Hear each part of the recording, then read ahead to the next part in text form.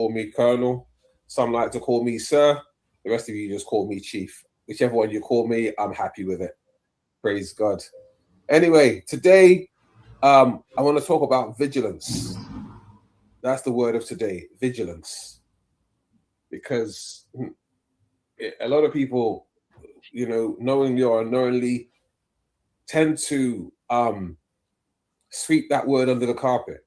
It's a very powerful, a very important word in the world of security, because vigilance never sleeps, because staying ahead of threats is something that we need to be doing, especially in this new normal. I'm aiming this this session and most of the sessions that I deal with at security professionals, at government officials, students, business owners, community leaders, young people, Nigerians at home and abroad, a lot of you UK residents, and my European audience, and of course, Africans in diaspora. Now, today's word of the day, as I said earlier on, is vigilance.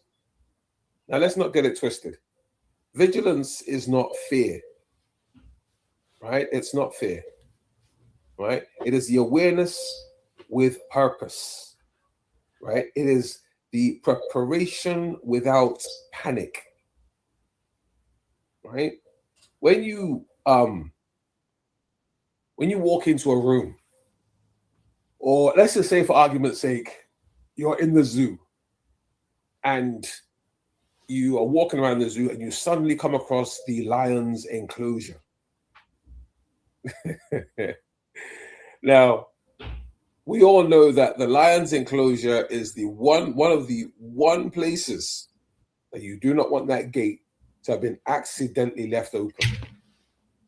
Because if that gate is accidentally left open, you and I know exactly what's going to happen, right? Because not one of those lions in there is going to turn around and say, well, these people only came here to see me, have fun and stroke me, and then I will just rawr, and let them go. No, that lion is going to come out smelling blood, right? And heaven forbid that blood belongs to one of us. So, you have an awareness with purpose, and your awareness is that, okay, fine, if that gate is left open, what's my nearest exit, right? What can I jump? Well, there's no point jumping onto anything because lions can jump too, right? But how do I get out of there fast?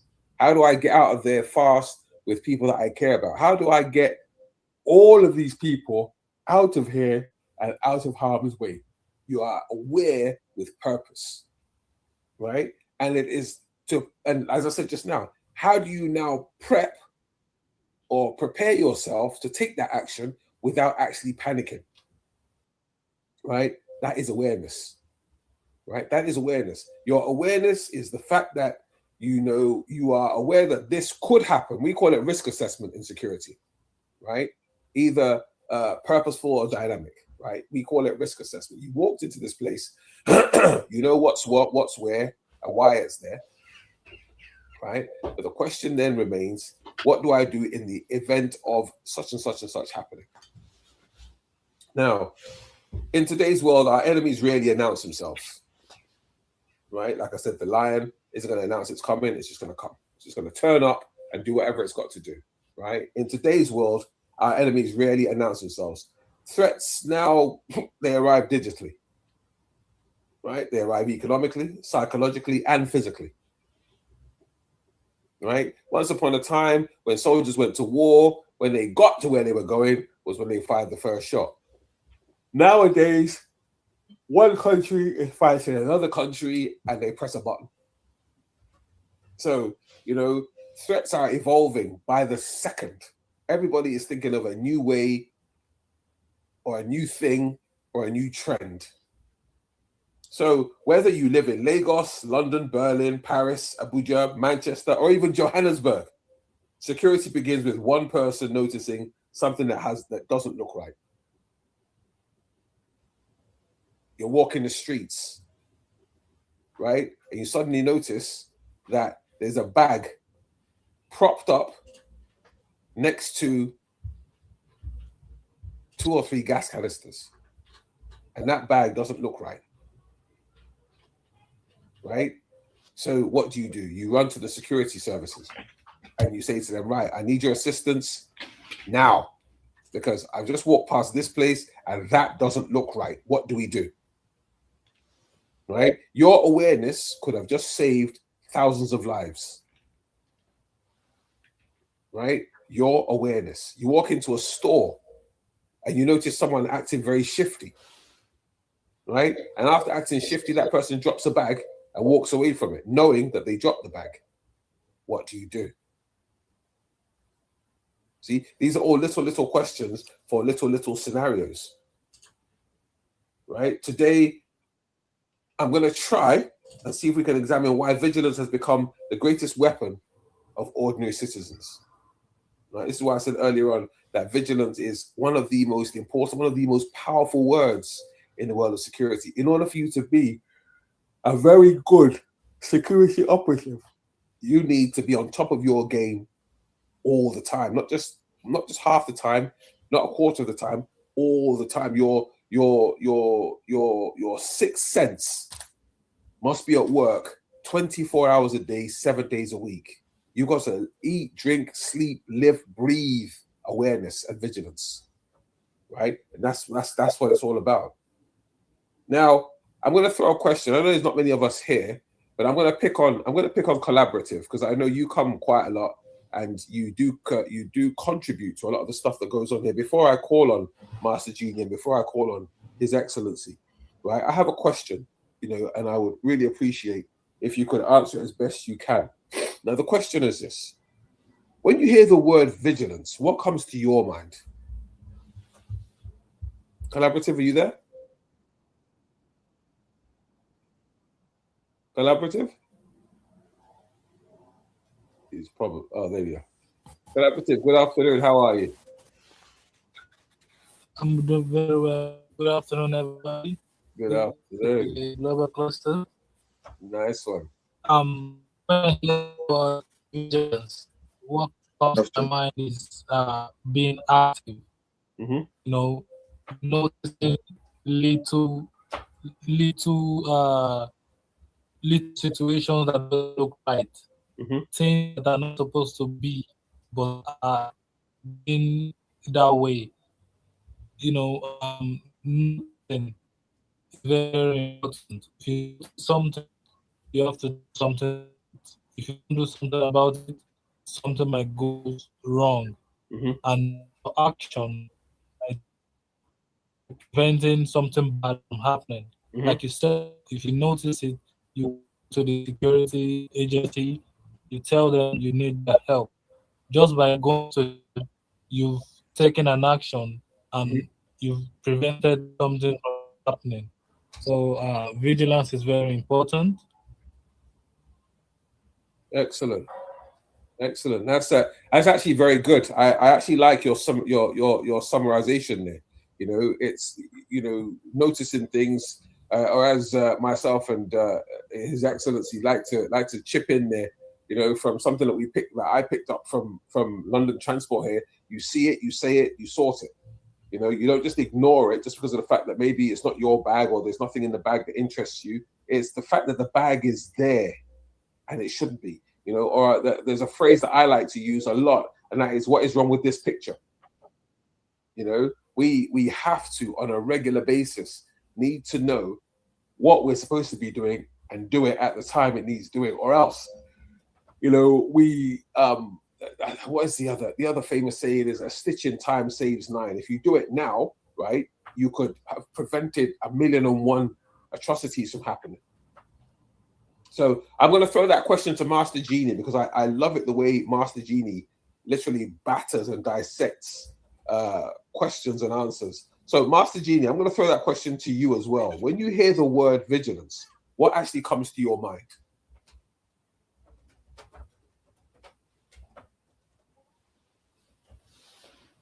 Master Genie?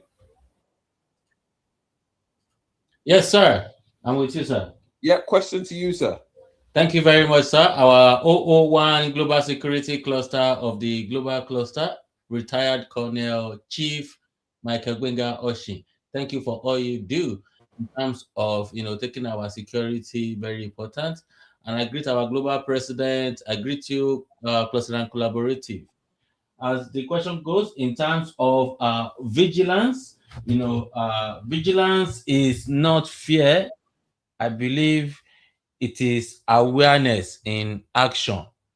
So when we hear the word vigilance, what into mind is to be aware of your environment, your surrounding, the people you are with. So in a nutshell, vigilance is being aware. It's awareness in action. I hope that answer your question, sir.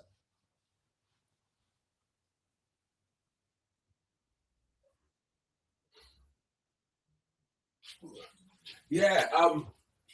Right, Masjid. I like your brief but very very in-depth answer to that question. Now, here's another thing. Now, before we move on, I'm gonna try and before I bring in His Excellency, I just want to throw this in there. Now, it's a pity that we don't have more of our usual Nigerian audience here, because I wanted to ask a question, and I'm going to bring in His Excellency on this part of the question. That question is this. Now, we're talking about vigilance, right? Now, those of you that come here regularly on a Saturday will know that whenever we're talking about problems that are stemming from certain things that are not going right in West Africa or in Nigeria as a whole, people use the word vigilante, right? Now, I want to ask the question, and I'd like His Excellency to help me out with this one. Now, does anybody know the difference between vigilante and vigilance? And where do we draw the line? Your Excellency, over to you, sir. Vigilance. Thank you very much. The 001 Global Security Cluster of the Global Clusters, Chief Colonel MICHAEL GBENGA OSHIN, retired. Vigilante is regarded as the people, the person. Vigilant is an act. It's something you demonstrate. You understand? Mm-hmm. Vigilante are people that are carrying out the acts. You understand? When someone is vigilant, you said, "Oh, this guy is vigilant." It means it has a sense of sharpness, something that he has a sense of observing quickly. You understand? He's really, really vigilant about things or about situations. Is often used towards security, anyways. So, and why vigilante are regarded as the people. When you hear vigilante, it's talking about person. And when you hear vigilant, it's talking about acts. Thank you. Thank you so much, Your Excellency. Now, this is where I had a reason for bringing that up in this segment of this session, because a lot of people, over the weeks, the months that we've been on here, when we try very very hard to deal with security issues, people keep bringing up vigilantes, and they seem to think that vigilantes are the solution to security problems. Now, as His Excellency has just said, vigilance is the quality of being alert, watchful, and carefully scanning for danger or problems within the law. A vigilante, on the other hand, is someone who acts entirely outside of the legal system, taking the law into their own hands to suppress crime or punish alleged wrongdoers. Right? Now, the difference here is one is legal and the other one is totally illegal. Right? Remember, I said a few sessions ago that vigilantes are not the answer or the solution to certain problems in communities or countries. Now, in a lot of countries, I'm pretty sure they have it in Federal Republic of Turkey. They definitely have it in the UK. They definitely have it in America. What we call neighborhood watch. Right now, neighborhood watch are associations that are under police rule. And what they basically do is they act as a buffer between the police and the people, right? So any intelligence that the police need in order to do their work comes from neighborhood watch, right? So being vigilant, right, as we are talking about today, is very, very important, right? As a person or persons who have the interest of the community at heart, and they form what is known as a neighborhood watch group or committee. Being a vigilante, right, means that, yeah, you know, you're fed up that certain things keep happening and you want to try and stop it from happening. But then the way where the vigilantes go wrong is that they then go above and beyond and they take the law into their own hands, just like in Nigeria, where jungle justice is king, right? Because when you watch a lot of videos that are shown, especially in Nigeria, someone who killed someone, someone who raped someone, someone who embezzled money, everybody suddenly becomes judge, jury, and executioner, right? Everybody believes they have the right to punish that person. Even amongst the people who are claiming they want to punish a person, you've got criminals amongst them. You know, someone who probably yesterday stole somebody's phone or stole somebody's shoes or is in charge of a group or a ring of criminals who are going out there committing atrocities.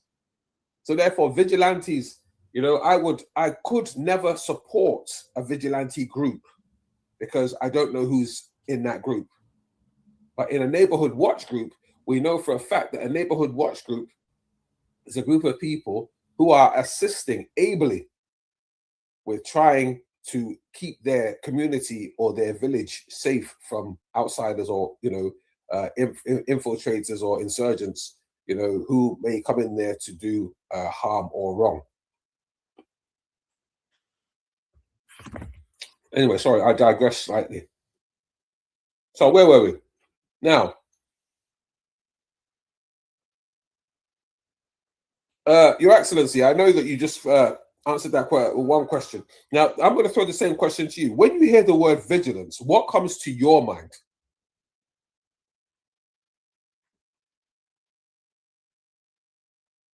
When I hear the word vigilant, what comes to my mind is you should be sensitive. Sensitivity comes to my mind. You know, you should be observant. You know, you should be active. These are the words that comes to my mind. Mm-hmm. You know, when I hear the word vigilant. I think I've got Clusterian Grace to Grace on TikTok. Clusterian Grace to Grace, are you there?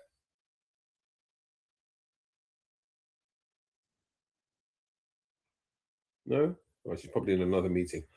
All right. Yeah, thanks everyone for those responses.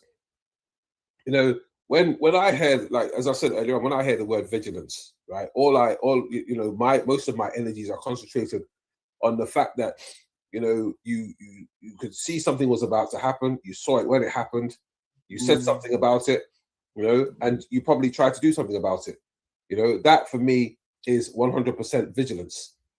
Now,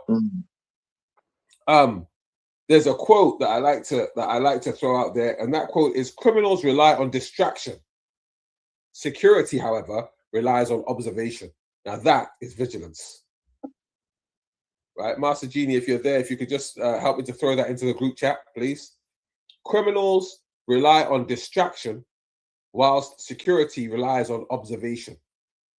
You know, when a crime is committed, everybody knows that the police turn up, you know, because they weren't there when it happened. They got called in there because people need their help.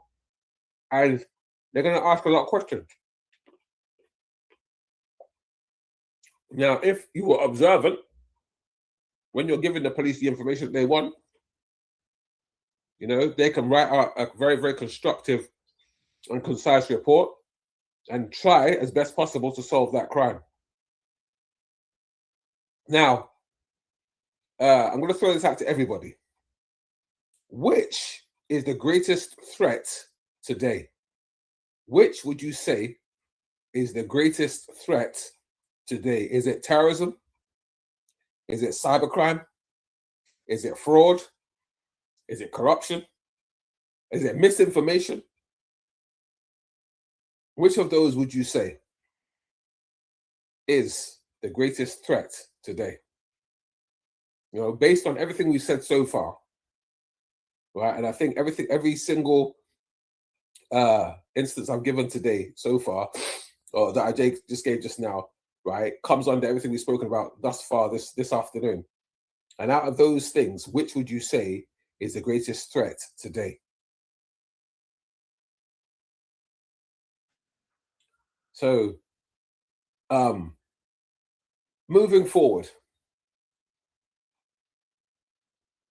how would you say that security has changed? Let's look at the last, 20 years. Because bearing in mind, just like most sectors and most industries, security changes every 10 minutes. Believe me. Because when you want to go through a door today and you have to turn the handle and push that door open, and you got to that same door tomorrow and realize there's no handle there, and then you suddenly realized that you're actually supposed to slide the door, right? The door options and functions changed overnight. They went back there the next day and you suddenly realized you couldn't slide it anymore. You had to lift it. So within another 24 hours, the functions of that door has changed again. That is the same with security. Because today we went to a place and things were done this way. And the management thought, oh, you know what? People are getting too comfortable. Let's change it. And they changed the modus operandi of that area. So every minute, every second of every hour of every day, security and security procedures are also changing. That is why I said, especially to Ambassador Badmus when I first met him, security is not a job, it's a profession, right? It is a profession, right? And not just anybody can do security. You actually have to have a security brain to do security, right? Forget those people that just stand around in the uniform, say, yes, sir, no, sir, 3 bags full, sir, right? We're talking security professionals. That is people who are vigilant, people who are aware, people who see before it happens, people who have said something before it happens, and people who have sorted it before it had the chance to do anything negative. See it, say it, sort it. That, my friends, is security. Now, today, security includes cyber attacks, our new friend AI. People are using that to attack. People for so many years has been identity theft. You know, you've had online radicalization, especially of kids. Financial fraud, that's high on the agenda. Critical infrastructure attacks, climate-related emergencies like COVID, food insecurity, disinformation, and economic stability. You know, and this is an ongoing, or these are ongoing issues that happen each day, every day, and all the time. And it just gets to a point, or it has gotten to a point where we have to ask ourselves, how many people here have received a scam message this week? I just think about it, right? On a daily, I remember some years ago, every single week, there was, there was the wife of a president or the girlfriend of a minister or the daughter of a former governor who's dead now, and he left so many billions, and they want to share it with you, but you've got to help them to remove it from, you know, all these scams, right? And it was prevalent, and it's probably still is, because, you know, but because I haven't received any more, I think they kind of gave up on me, because I ain't giving you none of my hard-earned money. But just think of how many times or how often this happens to people, and how many of us here have actually fallen victim to a lot of this. But if we raise our vigilance levels, our alertness levels, and our awareness levels, I'm pretty sure that we can move on and go on to reaching higher heights and becoming more aware of things going around us and be more vigilant. Oh, Lord, missing. Good afternoon. It's good to see you. It's been a few days. I hope you're well.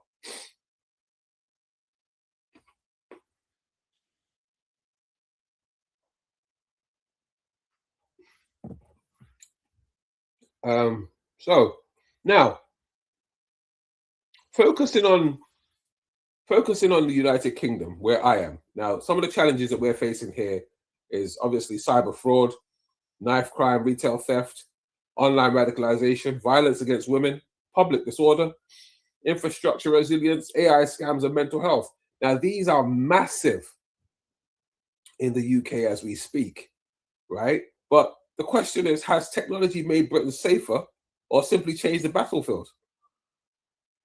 Right? Now, these are questions that we ask mainly for people who live over here.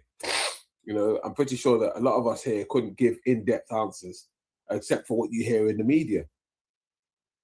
You know, now, if we're talking Nigeria, right? Now, in Nigeria, we're going to be, we face issues of kidnapping, banditry, oil theft, cyber fraud, election security, youth unemployment, infrastructure protection, community intelligence, religious harmony, food security, and flood preparedness. And that's Nigeria, right? That is Nigeria, you know? And as Nigerians, what are we doing, or how do we deal with such? You know, are you aware that that pipe is about to burst? Are you aware that if you don't dredge that gutter, right, that very soon, you know, your residents will be stinking of all the crap that is in that gutter because, you know, because you weren't aware, because you weren't prepared, because you weren't alert, right? You didn't realize that within the next 4 hours, those banks are going to burst, and all of that gooey, gunky, smelly stuff is coming into your house, right? Are we aware? Do we stay alert to these things? Or are we only going to take action when all of this has happened and a lot of our worldly goods have been destroyed? Vigilance, vigilance, vigilance. Now,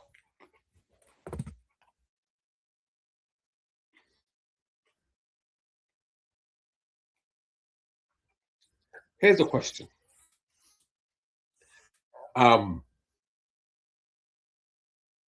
Ambassador Badmus, this one will go to you. What is your view on community policing? What's your view on community policing? Dr. Badmus.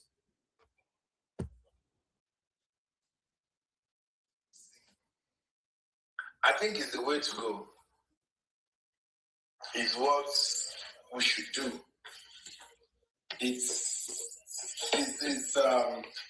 I've been advocating that the people knows the kind of security threats they are faced with. And we can quickly take a case study from what Sunday Igboho is doing in Nigeria right now. Mm-hmm. You understand? You know.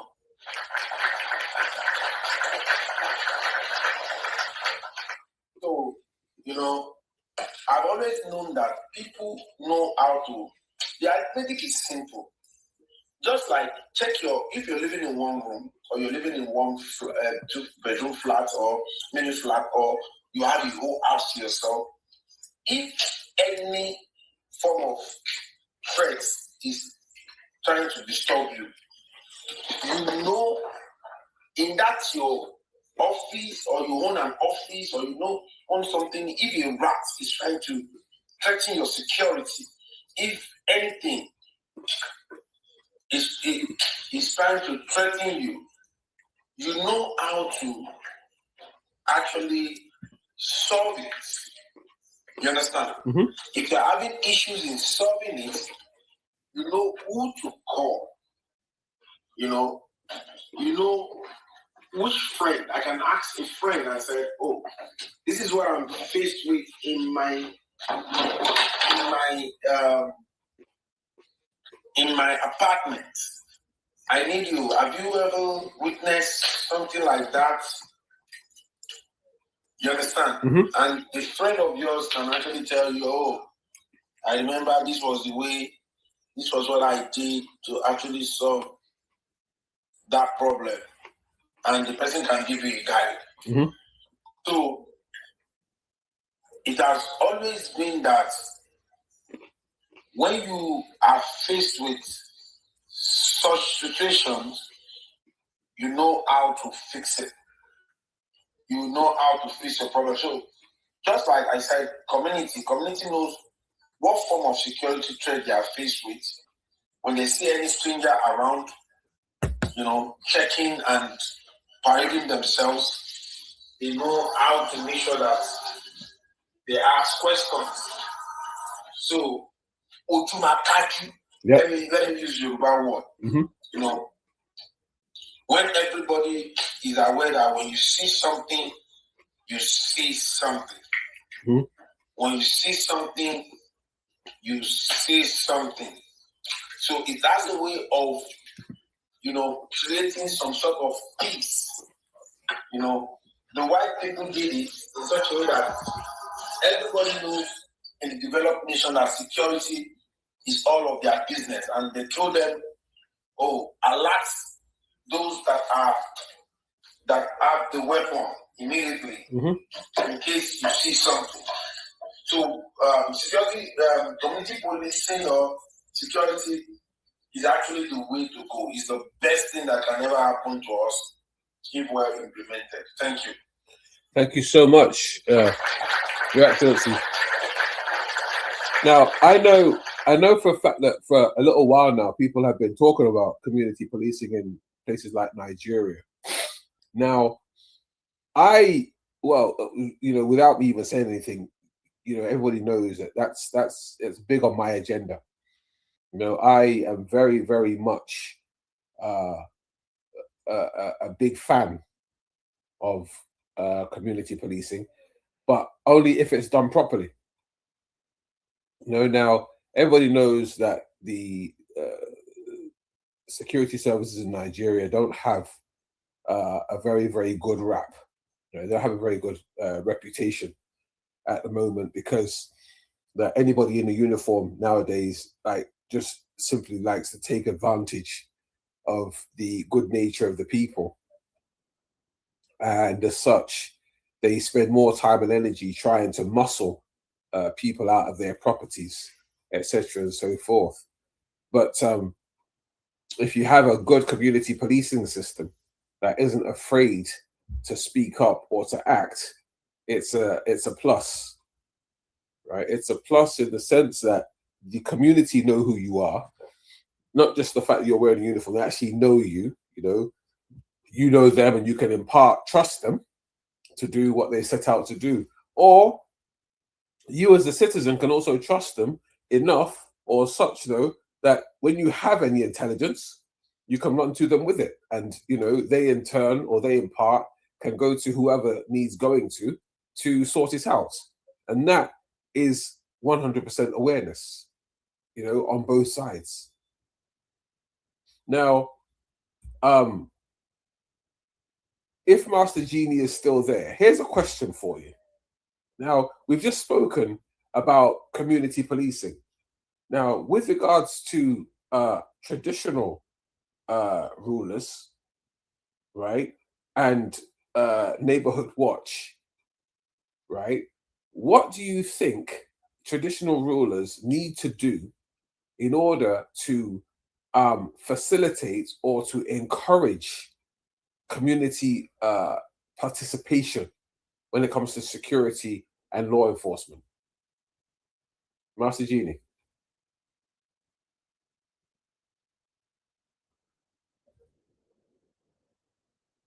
Master Genie, you there?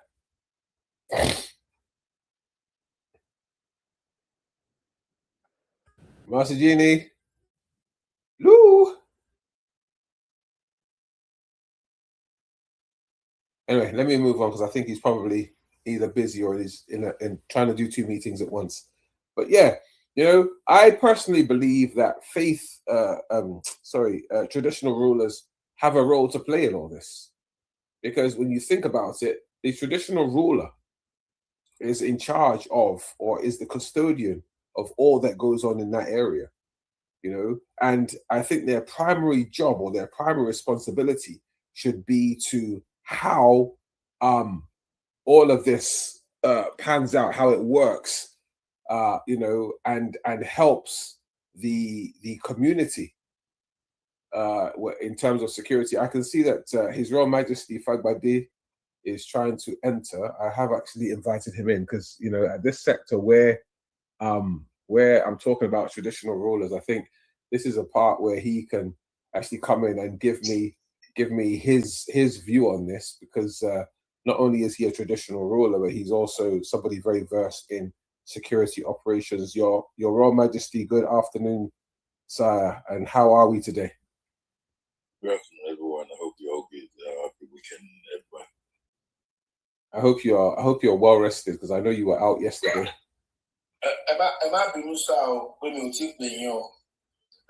Your Majesty, sir. I've been okay. Me, been lost on room.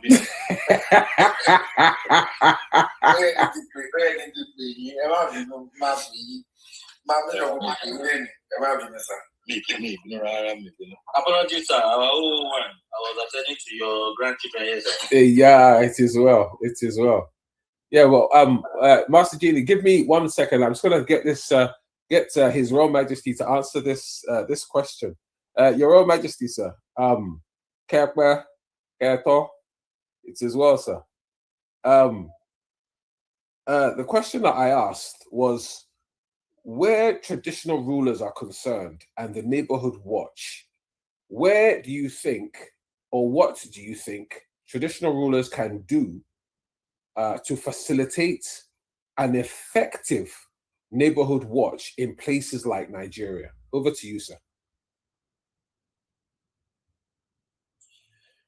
Thank you very much, Chief GBENGA OSHIN.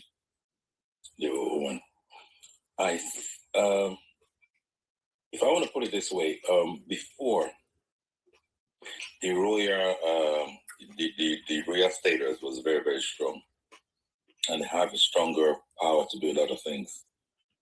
But now they've put the power a little bit low, so it was a bit difficult for them to operate the way they should have operated. However, the best way they can do that, they have their local vigilante that helps in the security protocols in different environments. And some towns, some villages and towns have a very strong people that actually protect the village. And some towns and villages has some supernatural power that support their job in the village. However, because of the Western influence, all those things are out in the environment and all these villages and small towns. Plus, the government and the state actually dictates what they should do in each town and villages. So I think the only thing that we could do is speak to the government and try to see what power that could be given to all these parastatals that they can actually come into the villages and support and secure the environment. By doing this, we'll make it easier to actually oversee the security aspect of what's going on in their own community. Without that, it's going to be very, very difficult. So we've got a very I think we've got a very difficult task to carry out when it comes to security in the environment that we are. Plus, we need to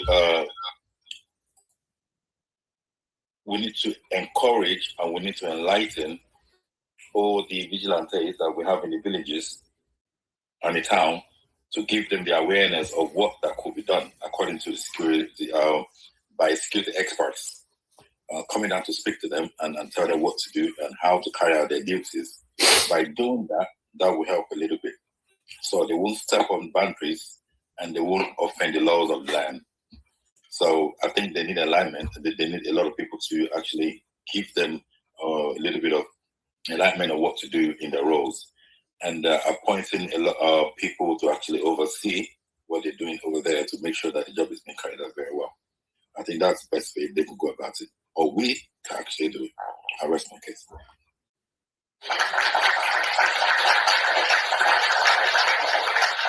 In the words of His Excellency, amazing, amazing, amazing. Now, Your Majesty, I'm actually glad that you touched on the vigilante word, because I don't know how long you've been listening before you actually came in, but I actually had just finished talking about vigilantism and neighborhood watch. I didn't even see what you were talking about. Oh, right, okay, yeah. Today, like, you put this question at me.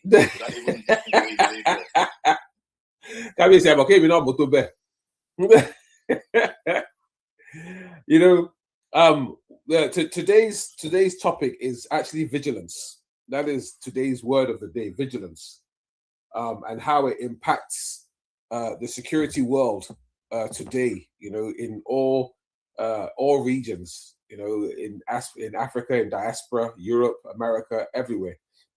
We've touched on one or two areas or one or two issues whereby we are of the firm belief that if people were a bit more vigilant, using the words of TFL, see it, say it, sort it, a lot of things could be prevented or averted, from happening, or if it does happen, it will give off minimal casualties and the like. Now, I touched on vigilantism and neighborhood watch earlier on, and I asked the question that what do people believe is the difference between vigilance and vigilantism? And His Excellency gave his summation, which was very, very good in itself. And when I came in and spoke about it, I said basically one is lawful and the other one is unlawful. Right? Now, as a vigilante, more often than not, most vigilantes are criminals anyway. So when Nigeria, and I love my father's country, I love my country, but sometimes I think we use certain words in the wrong context. If you're raising up a group of boys and girls to go out there and defend a village or a community, you don't call them vigilantes, because they're not then doing it for the sake of what it's supposed to be done for. They're doing it for themselves, But if you call them neighborhood watch or community watch, it has a much better ring to it. And the people in there know that they are working in accordance to and by way of the law of the land. And this is how I see it. This is how I view it. And, obviously, I'm going to ask His Majesty's opinion on that, because, we're both one and the same in the security world. I think he's slightly higher than me when it comes to security matters, we've both been there, and we both do what we do, and I think His Majesty is still very, very much a part of United Kingdom security setup over here.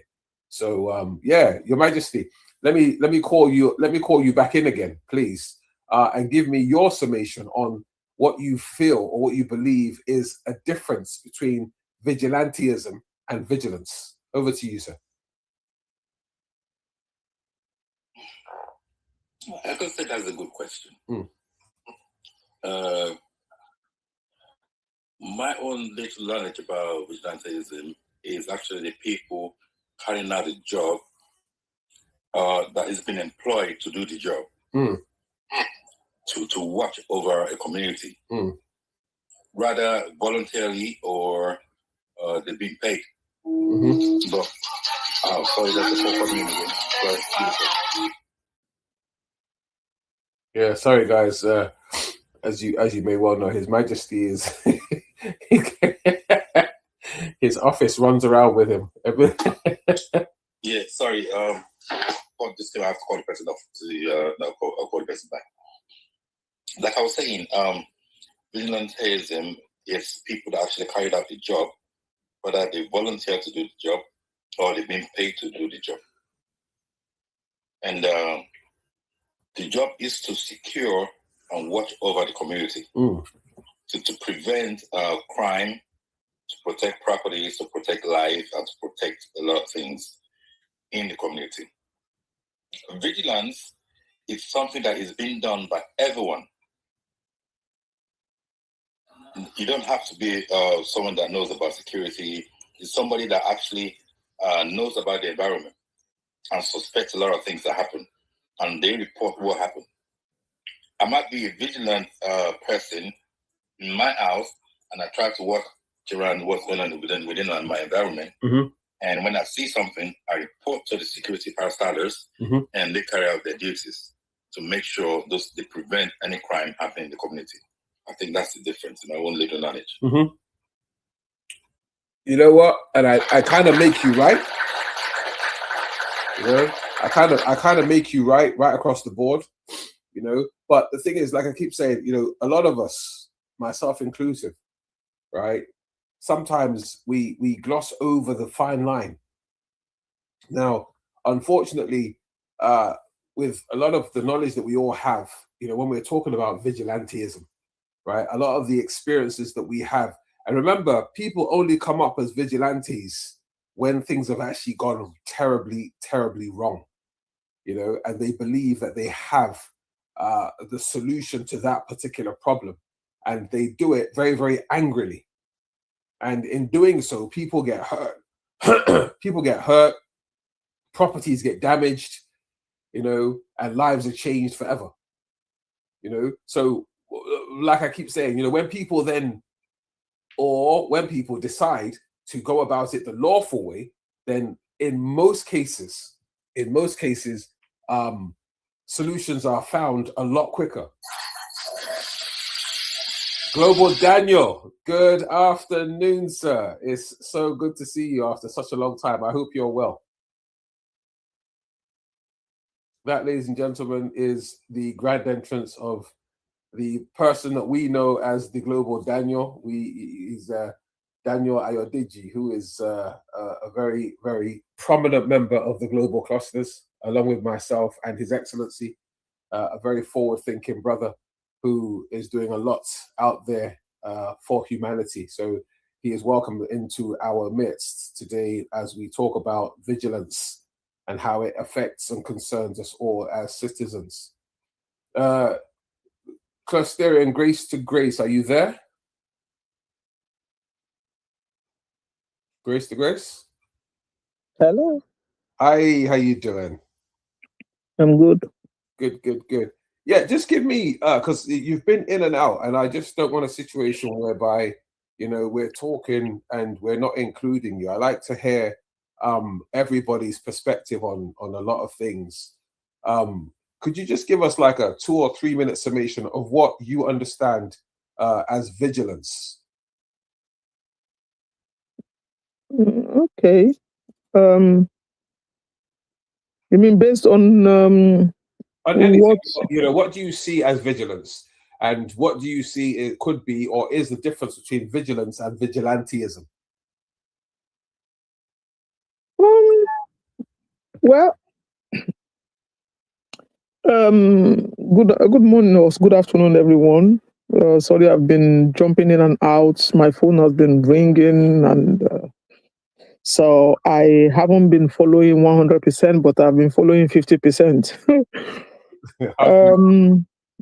So, if we have to, do you want me to? What I understand. I know you want me to say what I understand, but do you want me to differentiate the difference between? Just give me your opinion, your views, or what you understand by vigilantes and vigilantism. Well, vigilante, if I get the Oyinbo correctly, should be should be the people that carries out the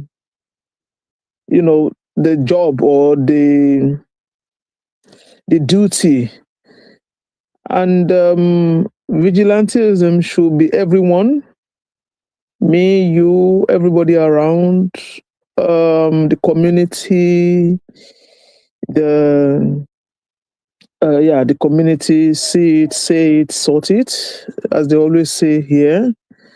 And and that is, it doesn't have to be a paid duty or a duty for one person or one particular community, but it should be I believe that it should be all of our duties and all of our responsibility to be able to make sure that we protect ourselves, because security starts from us. It starts from personal security, because before it goes out to to the community or to outside your home, everybody needs to open their eyes and instead of pressing the phone, for example, be on alert, know who is following you, know who is try to understand the attitude of people around you, what they do, call attention of other neighbors, other people, and ask them, that this person, you see them doing this, what do they think? So it's kind of like, a personal alarm, kind of. I mean, we are just all responsible, the responsibility starts from us. Let me put it that way. Yeah, I agree, 100%. Now, here's my just moving slightly on, to another very, very important question, and this is aimed at all of us now. Now, what lessons do we feel that Africa, that is the nation Africa, what lessons do we feel that Africa can learn from Europe, where security is concerned, in this new normal? Global Daniel, if you're available. If not, I will throw that question over to. Can you repeat that, please? Sorry, can you repeat it? Yeah, what lessons, if any, can Africa learn from Europe, where security is concerned, in the new normal?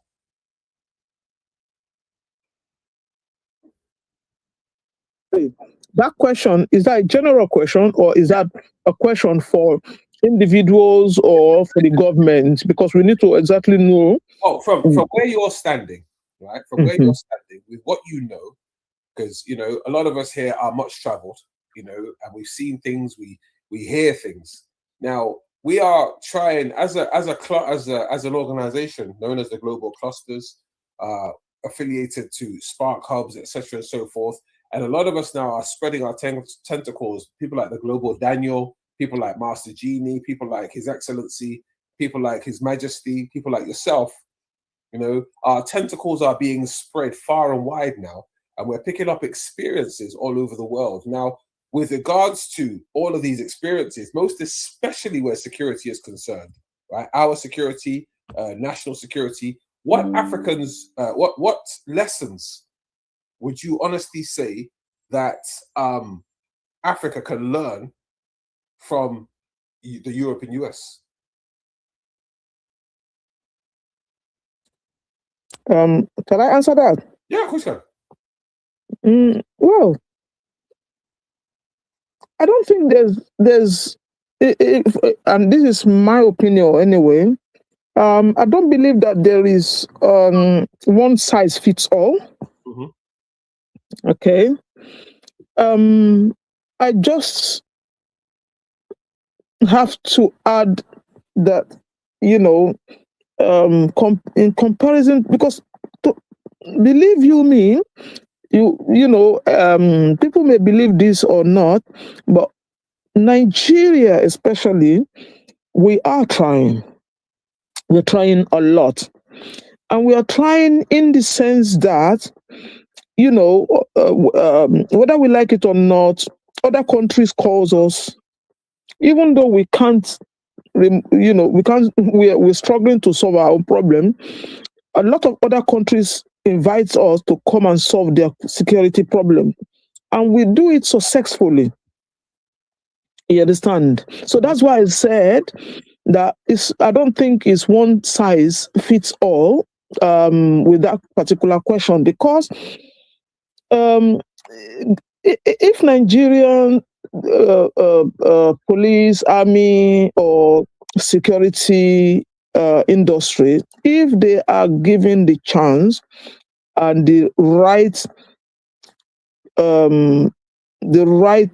channel, the right equipment, the right of, you know, name it, Nigerians are not backward in security. But my mom used to say something in Yoruba that it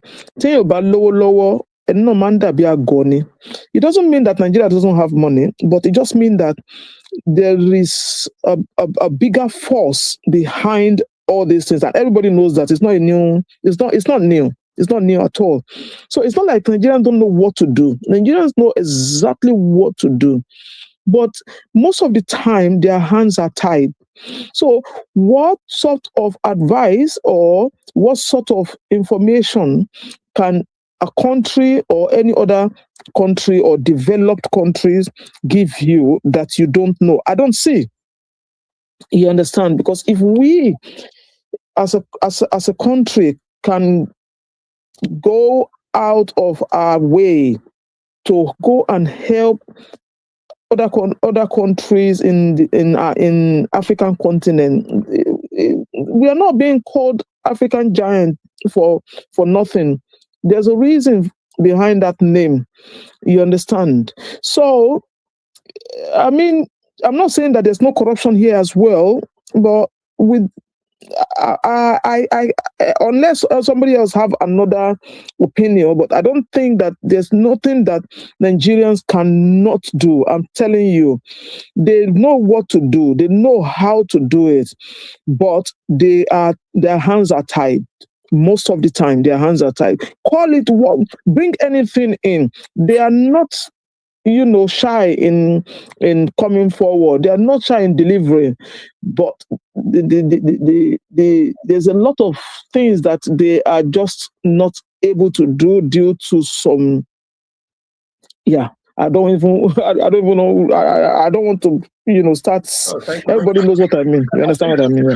I'm just going to jump in there. I've got a message here on TikTok from SMA, and I'm very grateful for this message. I know that some of you are shy to come on board and join the panel, but you do contribute by way of leaving messages on the chat. And this point is absolutely spot on. He said, no one is above the law. If the system allows that in Nigeria, things will work. And I totally agree with you. You know, nobody is above the law. But sometimes I believe that you have to either put yourself in a position where you can change things or arm somebody else with the tools that they need if they're interested. And yeah, you know, Global Daniel, are you there? Welcome on board. It's good to see you. Thank you, sir. I'm here. Thank you. Well, my global president has salutes. I recognize you. Thank you. Well done, sir. Global Daniel is still not available. Excellency, sir, I'd like you to take up on this one because you know there are very few people who could probably give us a good enough insight. All right. Okay. All right. Okay. Okay. Ayabafe Ntolu, I know you just got here, but I will ask you this question to see if you can shed a little bit of light with your experience of things as is. How or what would you say, or if there are any lessons that Africa could learn from the UK, Europe, or the US? What would you say?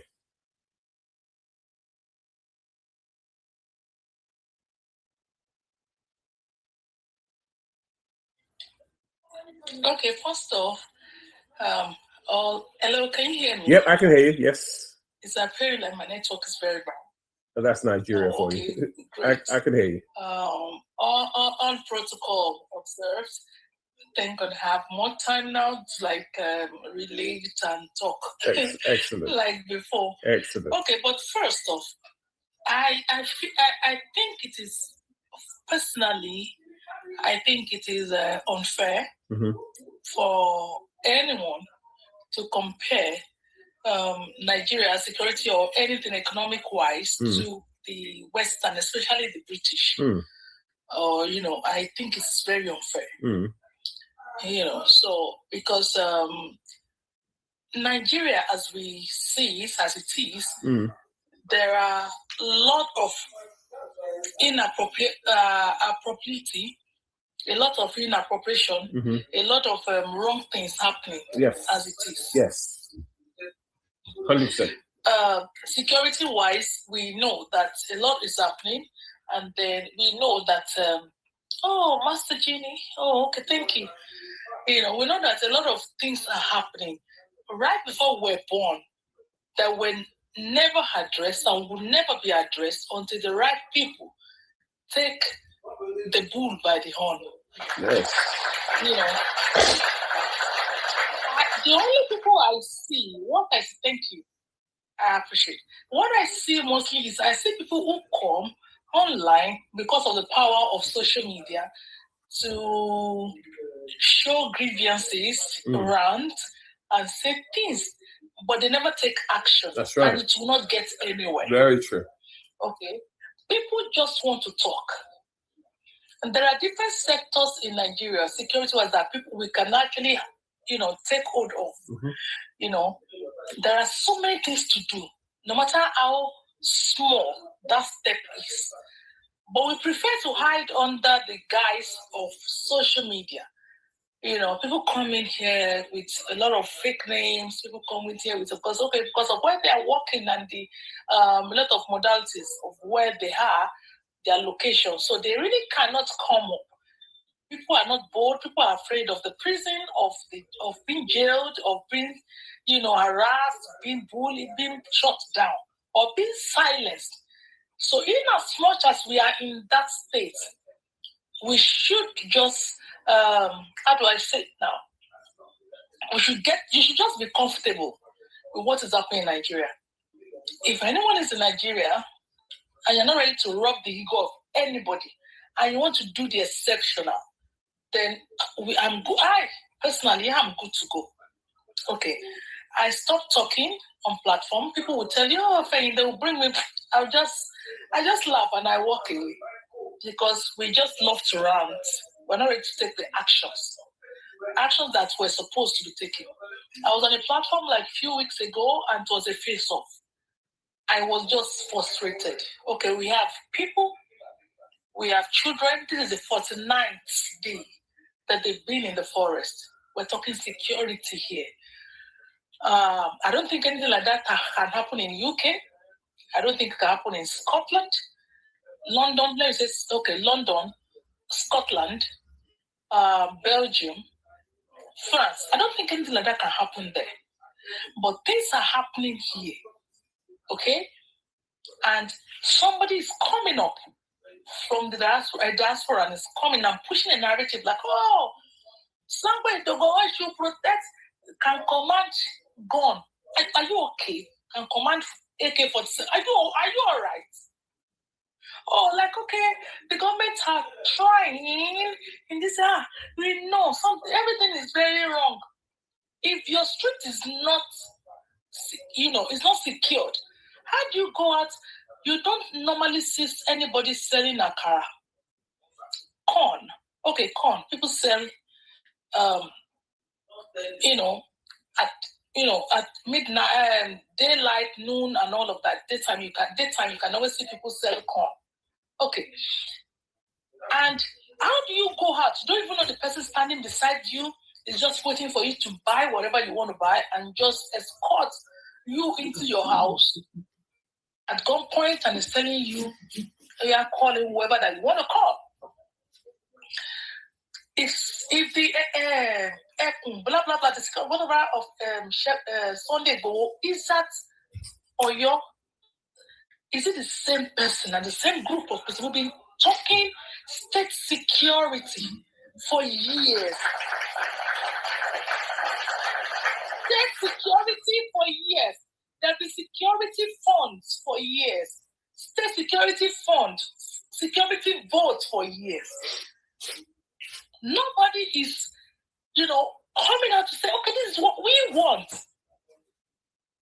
Let every state have their blah, blah, this, to secure each state. Few years back, like about 2, 3, 4 years ago, I have a friend, and my friend, this friend was was coming from work, a journalist like me, because I'm a media person. I started being diverting into entrepreneurship.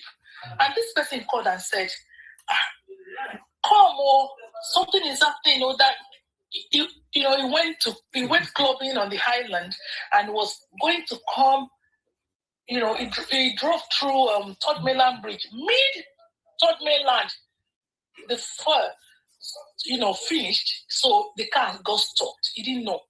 He said he was in the car, hooked up, and then said, I would rather die here because I've been told that there are a lot of, oblivious and a lot of, the security on Third Mainland Bridge, that is from island to mainland, Lagos State, was, very bad wrong.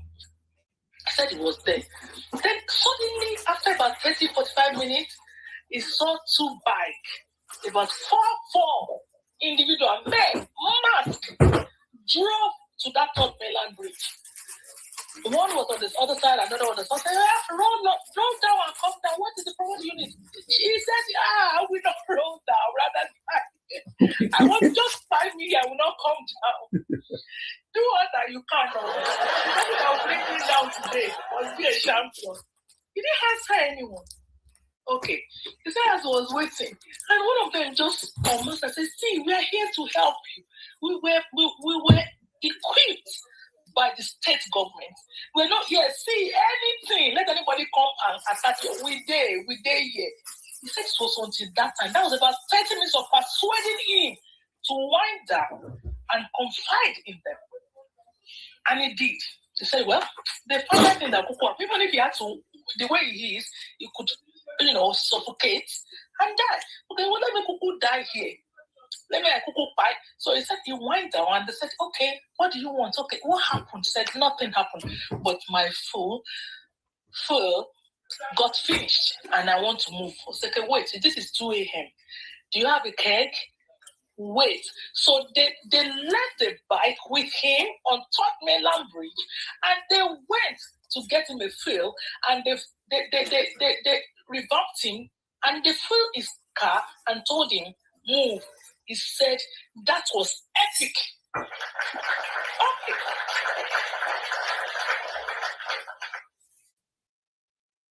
So if we're talking, I'm not a pro. I don't even have a voters card. Anybody can criticize me for it. I have okay, round response force. I don't know. Thank you. I don't even know who to trust. I don't know who to vote for. Okay. But what we're saying is this. There's so much for all of us to do. In as much as we just don't talk. As I speak now, as you've been talking since, I don't know, I just joined. Government officials are here. What is wrong? Okay. What can we say is wrong with what the First Lady said? Nothing. As a matter of fact, like I said in one of my videos, I can sell akara. Do you understand, my brother? I will eat too. I will eat too. Hey. I will eat. I will do the akara. I will sell. But I'm going to rebrand it. There's a guy around Lekki. The guy sells corn. Agbadolonta. Sorry.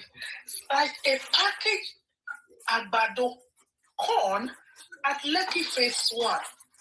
The corn that I buy on the mainland for 200, 250. This guy sells at 2,500. Oh no, I don't be I'm angry as I'm talking to you. Okay. This guy sells at 2,500. Because with that corn, there are some other sources, I don't know, perhaps he did it, it's homework well, that you can actually hit munch with corn. So the guy was doing all of that. I may not have that brain. The guy has a stand, and then a particular, he has a shop. People go in. From there, you buy moi wrapped in a way. The longest time people have had moi elewe. That's, and you're living on the highland. I just want a taste of that. But let me tell you, when you say the right thing at the wrong time, you always get it wrong. Yes. Assertion was a wrong thing. Was at the wrong time. Mm-hmm. And, the way she said it, emotionally, people felt, this one doesn't send us. This one, people will respond because people are angry. A lot of people do not know, okay, how do I go about it? Can I go this way? Can I go that way? Can I try this and that? If you're going to introduce anything to anybody, if anybody has sense, honestly, my brother, Michael. All right. If anyone has sense, if you want to introduce, if you really are business oriented and you are a humanist, if you are going to introduce anything to anyone, that is going to be some kind of exchange for you to bring anything. Okay, I'm putting this out there. Okay, give me something back in return. Mm-hmm. You have to look for something very minimal, and that will give a massive, outcome or income. You understand that kind of thing. Mm-hmm. So if you're coming with a thing like, okay, like this grace to grace property, you're introducing a property to everyone. It should come in phases. Mm-hmm. There are properties that are on the highland. We're talking of millions, hundreds of millions, maybe 100, 200, 250 millions, 1 billion. Mm. You should have properties that are in Ibadan, Abeokuta, that people can say, okay, can I pay like 3 million or 10 million or 15 million that I'll be paying instrumentally to encourage people? You must have options to give to different classes of people. Yes. So if I'm talking to somebody will not get angry. Sure. Okay? Mm-hmm. If I'm talking put your money here, invest your money here, do this here, they won't get angry. Because me, I'm also a small person in the world. I'm struggling. People like the global president are people pushing me, won't allow me rest. Helping me, encouraging me. So I won't do that to anybody. So if you're above that as a first lady, she doesn't even need to put those billions. Okay, now you're coming at something, let's do. So where is the security? People will get angry. The atmosphere will be volatile. Okay, for you, for that class of person, you will talk to the first that are under you, 36 first ladies. What are you doing? Can you send me footage? Even if you're not sending me footage, I'm going to send people underground, 36 states. Go and I sent 500 million here. I sent 100 million here. I encourage 50 million here. Help me check how they, to give you first-hand information. You're sending billions. Before I was talking Akara, the same person talked about life, not media anything. That, I'll be giving 100, in millions of naira vehicle SUVs to supporters of your party. We don't want to know that. We don't have to belong to your party. We don't have to be an ABC, a PDP, or an ADC. Everybody in a thief. A common Nigerian want to be secured. A normal Nigerian, they can't sleep with our two eyes closed. Yes. So we want to be secured. We want to feel like, okay, even if I'm going to eat, if it's just a bar or amala you want to give me, check in soon. I want to sleep and I'm feeling like, okay, nothing will happen to me before I wake up tomorrow morning. But you're not giving that. You are secured. You're not moving anywhere without an entourage of security and everybody following you. Yes. So that is the wrong assumption for you to come out and say that to people. We can pretend. Everybody is bad. I'm talking now. You don't know me. I can be the worst person you want to talk to in your life. But see, when you hold a public post, you are holding a call and a purpose, and people's lives are in your hands. So you must be ready for accountability. And then you must be a humanist to say, I want to say it as I feel, but you will not say it as you feel. You will say it as people will feel it. Yes, totally. Totally. Now, I'm actually feeling this energy, Ayaba, that you're throwing out there, and you made quite a few very, very valid, in fact, seriously valid points with regards to security and people's awareness. Now, here's another question. Now, imagine if African countries shared security intelligence, training, technology, border information, emergency responses, and cyber capability, right? Would organized crime become stronger or weaker? That's the question. Sorry, can I just say something? Yes, I was hoping you would. Yeah, I think. Okay, let me just speak on security. Sure. All the things you mentioned, yes, but capacity.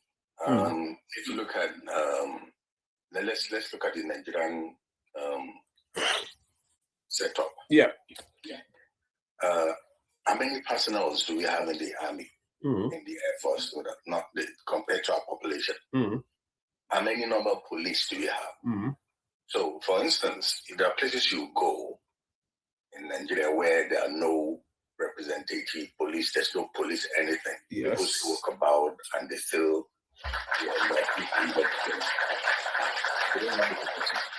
You need to build that first to match, because like if you look at it, maybe 600, I think it's up to 600 policemen in the whole of 250 million Nigeria, 600,000 police personnel. Yeah, so can I big bad Bosch? Yeah. Just a quick one. You see, you see that point that you've just raised is an absolutely fantastic point, and I was actually hoping that somebody other than myself could raise such a point. Now, one of the question I'd like to ask, I'm going to allow you to continue in a second, but the question I'd like to ask you at that junction is this: that you've mentioned a number of police in 36 states. Now, my question to you would be, how many of that, excuse me, how many of that 600 are actually real police officers? I mean, maybe bodyguards or is it security? Are they anything? You know, that's the question. You see, because the reason why we have this forum is to highlight things like that. You know, today we're talking about awareness. You know, can you spot a real police officer when you see one, when they stop your car, when they approach you in public, when they come around to supposedly intervene in a dispute? Can you actually differentiate between the person who borrowed a uniform and somebody who is actually sworn in to protect and serve? I think the only way you can know is if you actually go to the police station Exactly and see them in the police station. Exactly. Or everyone on the road or anywhere, you can't be certain. Yeah, that's the reason why I said. That's the reason why I said you raised a very, very valid point there. You know, we don't have the infrastructure, right? We don't have the wherewithal to fight crime and stuff like that. You know, now people in Nigeria are relying on vigilantism, which is not the way forward. You know, because as I said earlier on, and I don't know whether you were here when I said it earlier on, is that vigilantes are not law-abiding citizens, right? They're reactionaries. So yeah, carry on, please. So everybody talk about providing your own power, providing your own security. This is just talk. Nobody's doing anything. So for instance, I always like to make myself as an example. I live in an indicated estate in Ibadan. So the first thing I did, because I got a pew. I know you know what that means. Yeah. And then I got a vest. And then I got night vision goggles. Yeah. And then I got 6 people who are well-to-do and respected members of the estate.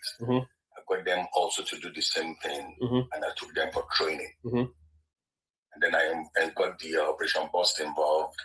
Everybody got trained, licensed, and properly kitted up. We even have a plan, a response plan in place in case something happens. We got radios, the security team, and all that.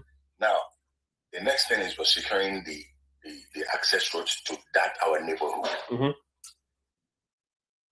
If you come on the social media and everybody's talking about doing this, and nobody's doing anything, everybody has one idea or the other. And nobody's doing anything in their own place. Ask most Nigerians. Nobody has anything to respond to anything. No, they don't. So, I mean, and right now, the security setup in that country, not the best. You have to be really okay. I got a job in 2013. I went back to Nigeria, and then that was the beginning of I don't know if I can say that, kidnapping anyway. Yeah. And then the first thing I was employed as an expatriate. So I used to go to work with police escort back to work. I wasn't free in my own country. Yeah. So I did it for 2 years, and I said, listen, I can't continue like this. I've got to they said, sign a waiver in case you get captured and all that. I said, okay. So the first 3 months, I got a place, and then I put solar. All that time, in 2013, I started with solar. I got 16 batteries, so everything was powered in my house, CCTV and everything. And then, because I have tattoos anyway, I don't know if you know, I've got tattoos. And then I got me a power bike and I got me a fast car. So I go into my neighborhood, they're thinking, who is this bad boy that moved in? I've got a fantastic job, but I present myself as a thug. I understand. So sometimes security, you have to know the environment. That's right. You have to be aware. Yes. And then one incident happened, because some of those bad boys that sell whatever in the neighborhood, yesterday I had a meeting, they wanted to get rid of them. I said, don't. It don't. Bad idea in the sense that's a bad career move. One protecting the neighborhood. That's right. They said, oh, we got to get rid of them. And then they won, they got rid of them. And then within 3 months, we got people coming to attempt to do bad things. Yep. And then the security, I spoke about I think the last lady that spoke, she mentioned Igbo is totally rubbish. It has nothing to do. You can't do nothing in that place. what I think the governor did, and he did it a bit late, is this curfew thing. Mm-hmm. When that thing happened, they should have put curfew in place that same day or the next day, so that they can contain them in that forest or wherever it is. Right. Can I just jump in there for a second? Yeah. Now, you see, the problem we have with Nigeria at the moment is you don't know who you can and who you can't trust when it comes to security matters. You understand? Now, I'm 100% big fan of curfews, right? Massively. But the question at hand now is this: especially in a country like Nigeria, if you put in a curfew, right? Who are you keeping out and who are you letting in?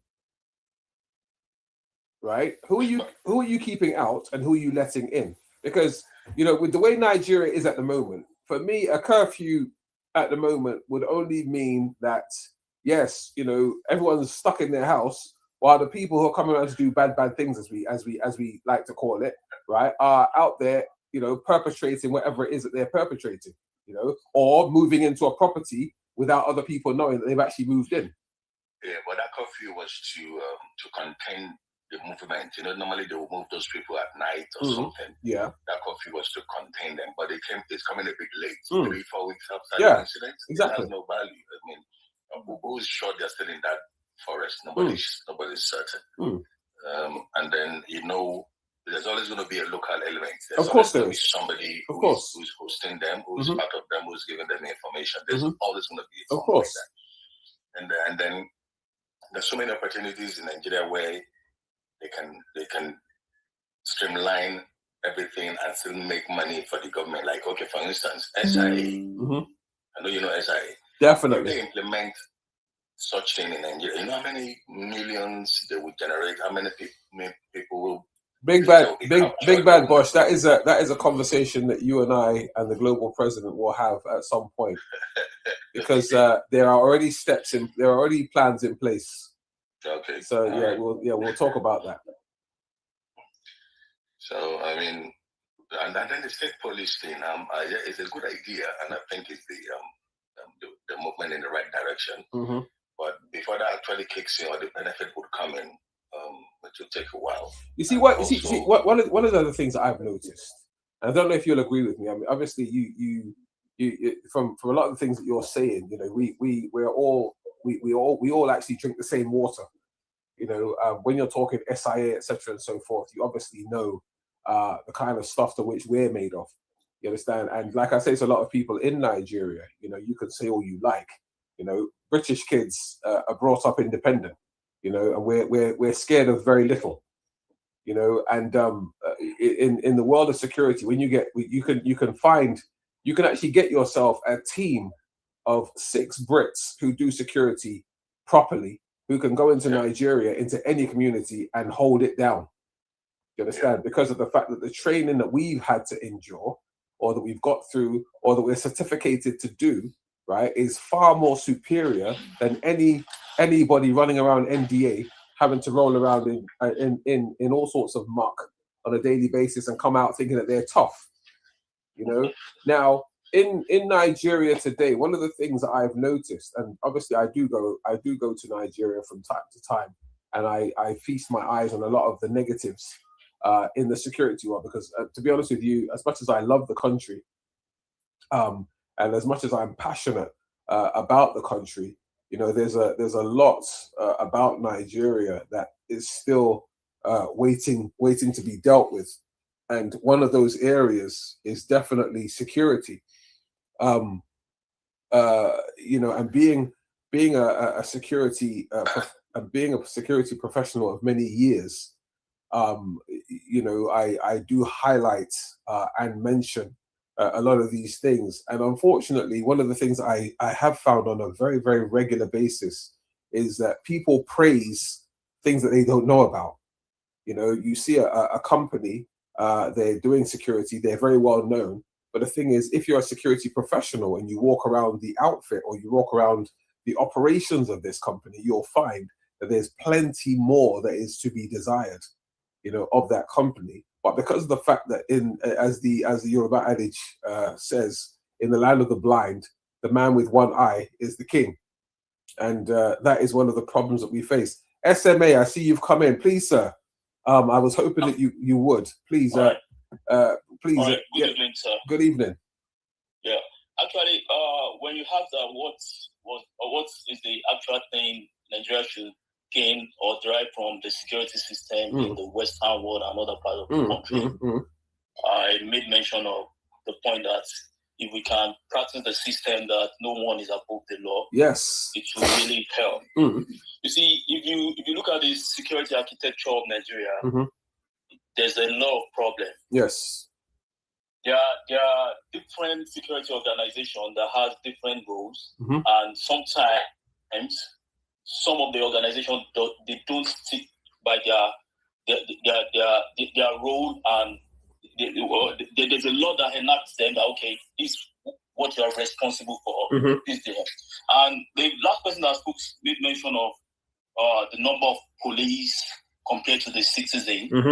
If you look at it, it still bottoms to the fact of people being guided by the law. Yes.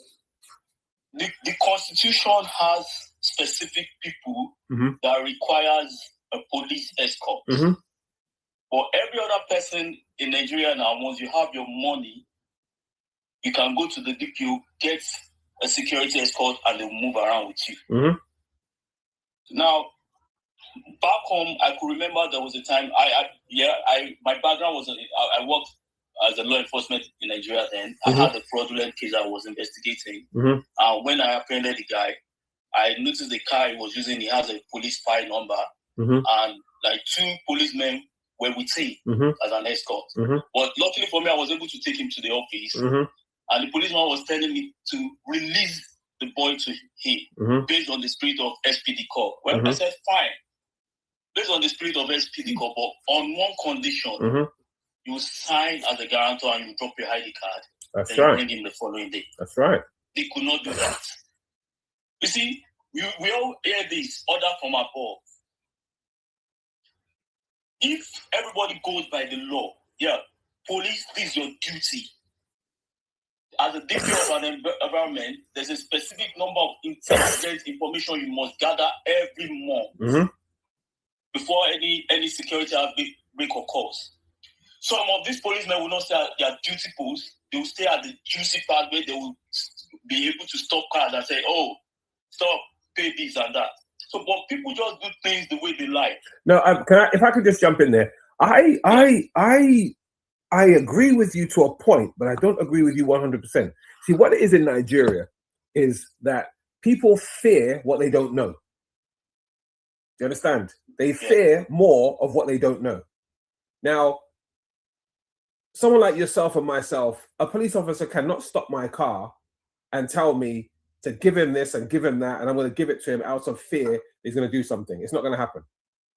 Right? Now, you obviously know protocol. That's the reason why you are telling said police officer that, you don't mind doing what he said, but he also in turn or in principle has to do this, right? And what you're basically done in essence is you've left the paper trail. So that tomorrow, when accountability comes down to it, right, your part, the part that you played or the role that you played in the release of said felon, right, and I will call that person a felon because that person is exactly that, a felon, right? You have done your bit. So tomorrow, if for using Yoruba terms, right, you can gladly right, and say your part without feeling any certain way or flinching or even stammering when you have to give your part of the evidence. You understand? But unfortunately, for so many years, especially in our beloved Nigeria, right, so many people have latched on to the, I know this DPO and I know that DPO, etc. And I said a few weeks ago, I can see that you're quite new to my platform. I've just added you. All right, okay. I've just added you as a friend and as a follow. I said on my platform a few weeks ago, in countries like the United States or the United Kingdom, right, the equivalent of a DPO, how many of you can actually walk into his office, right, let alone call him on the phone? You understand? Now, because of the fact that there's so many negatives. I won't call them criminals. There's so many negatives in countries like Nigeria, and they have the equivalent DPOs who are also negatives in Nigeria, right? Who are taking more than their salary, right? That is the reason why at the moment it's looking like security implementation is kind of difficult. But I'm sitting here and I'm actually saying to you, it's actually not that difficult, right? It's actually not that difficult. You only need 3 to 6 people who are ready to stand on business, right?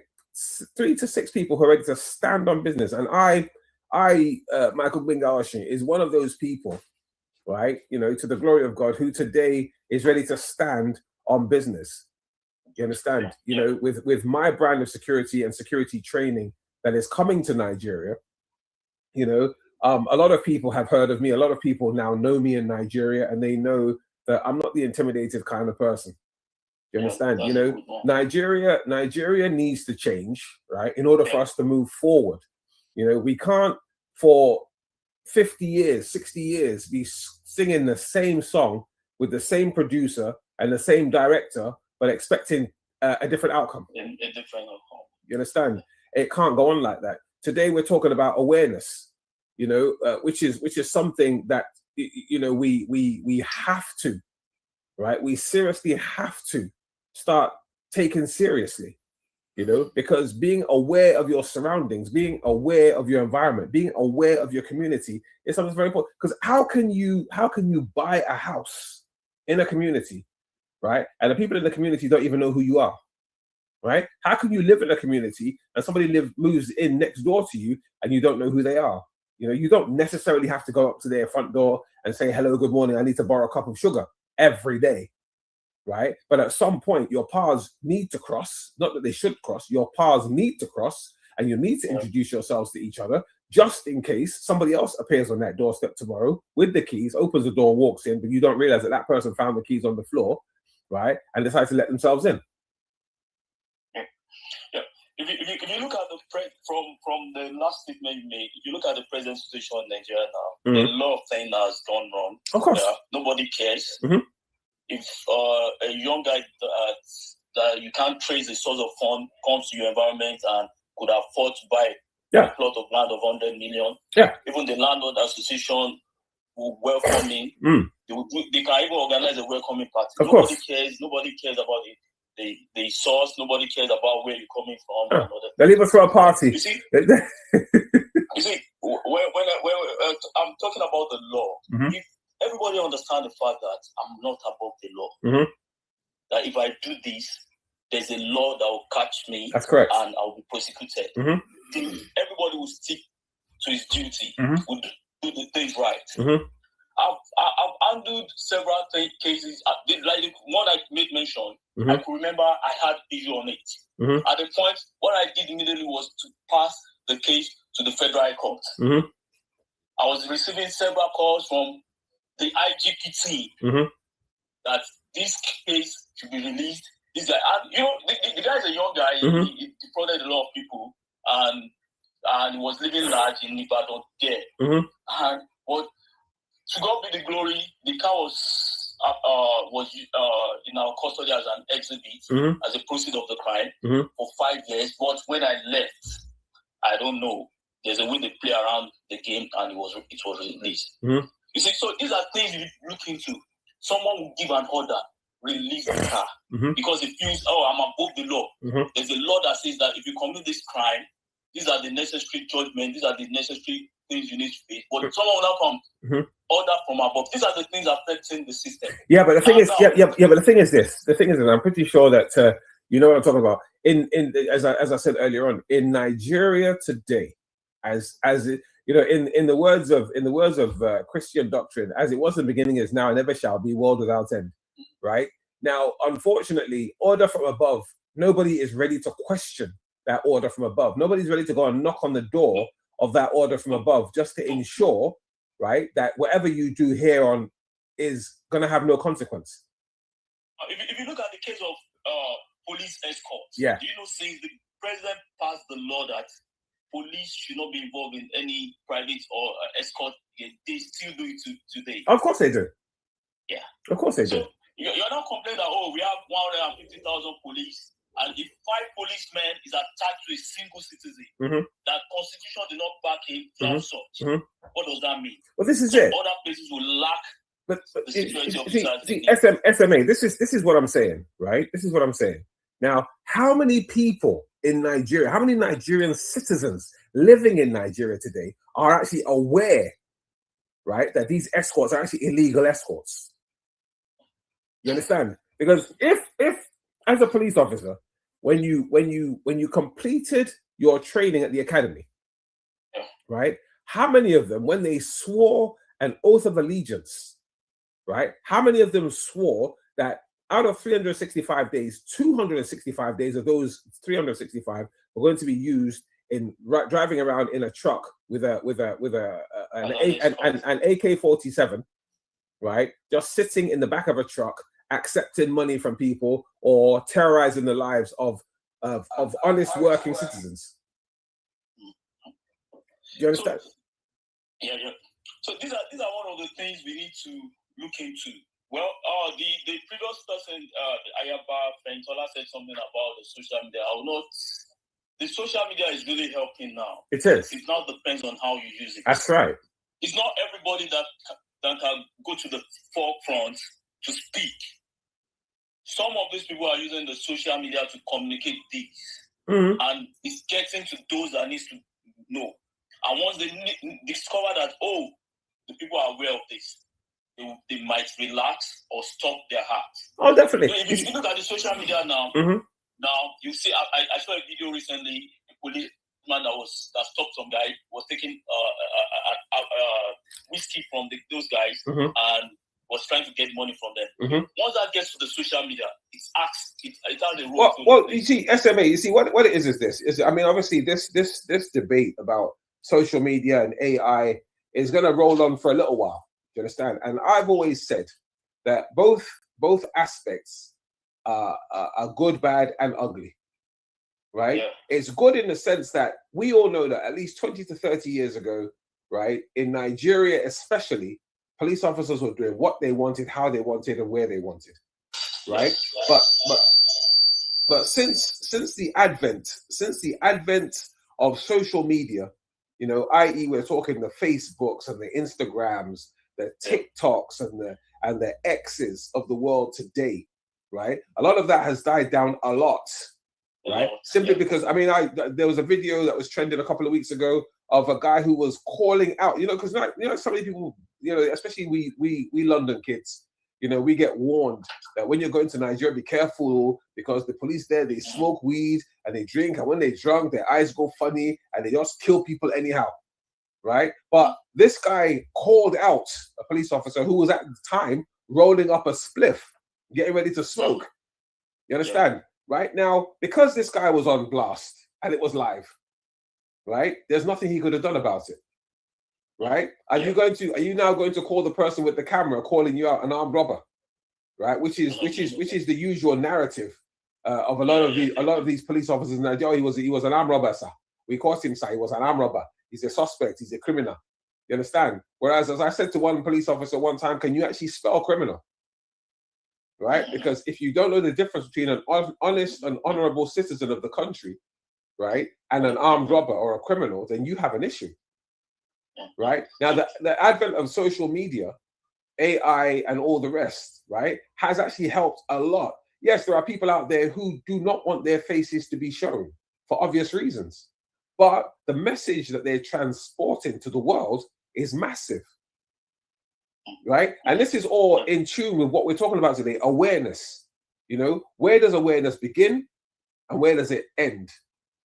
Right? You know, people spend a lot of time and energy praising vigilantism. And I tell people, don't praise vigilantism, right? Because if you praise vigilantism, it will come back to bite you on the backside. Right? You know, you're right. There's a lot of people out there who talk a very good game, but they're doing absolutely nothing. And they're doing it for likes, for clickbait. So we just need to understand that there's a lot that backs all these organizations, and if we can all abide to it, even some of us in the diaspora, when coming home, we know that, okay, there's some things that are illegal that we can't bring into the system. Once we I have my phone, if I just give them £10, or I will have my way in.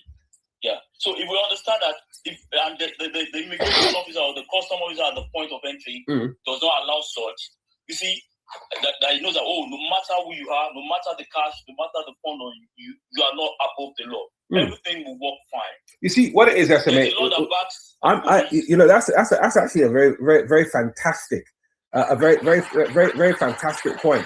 Now, this is also another way of looking at it, and that other way of looking at it is this. Now, in order for all of that to be implemented in the way that it should be, right? What we need to be looking at, and what we need to be talking about, and where we need to be facing is the fact that that thing, right? That word that everyone keeps jumping on, that they say so freely and so haphazardly, law, right? First of all, right?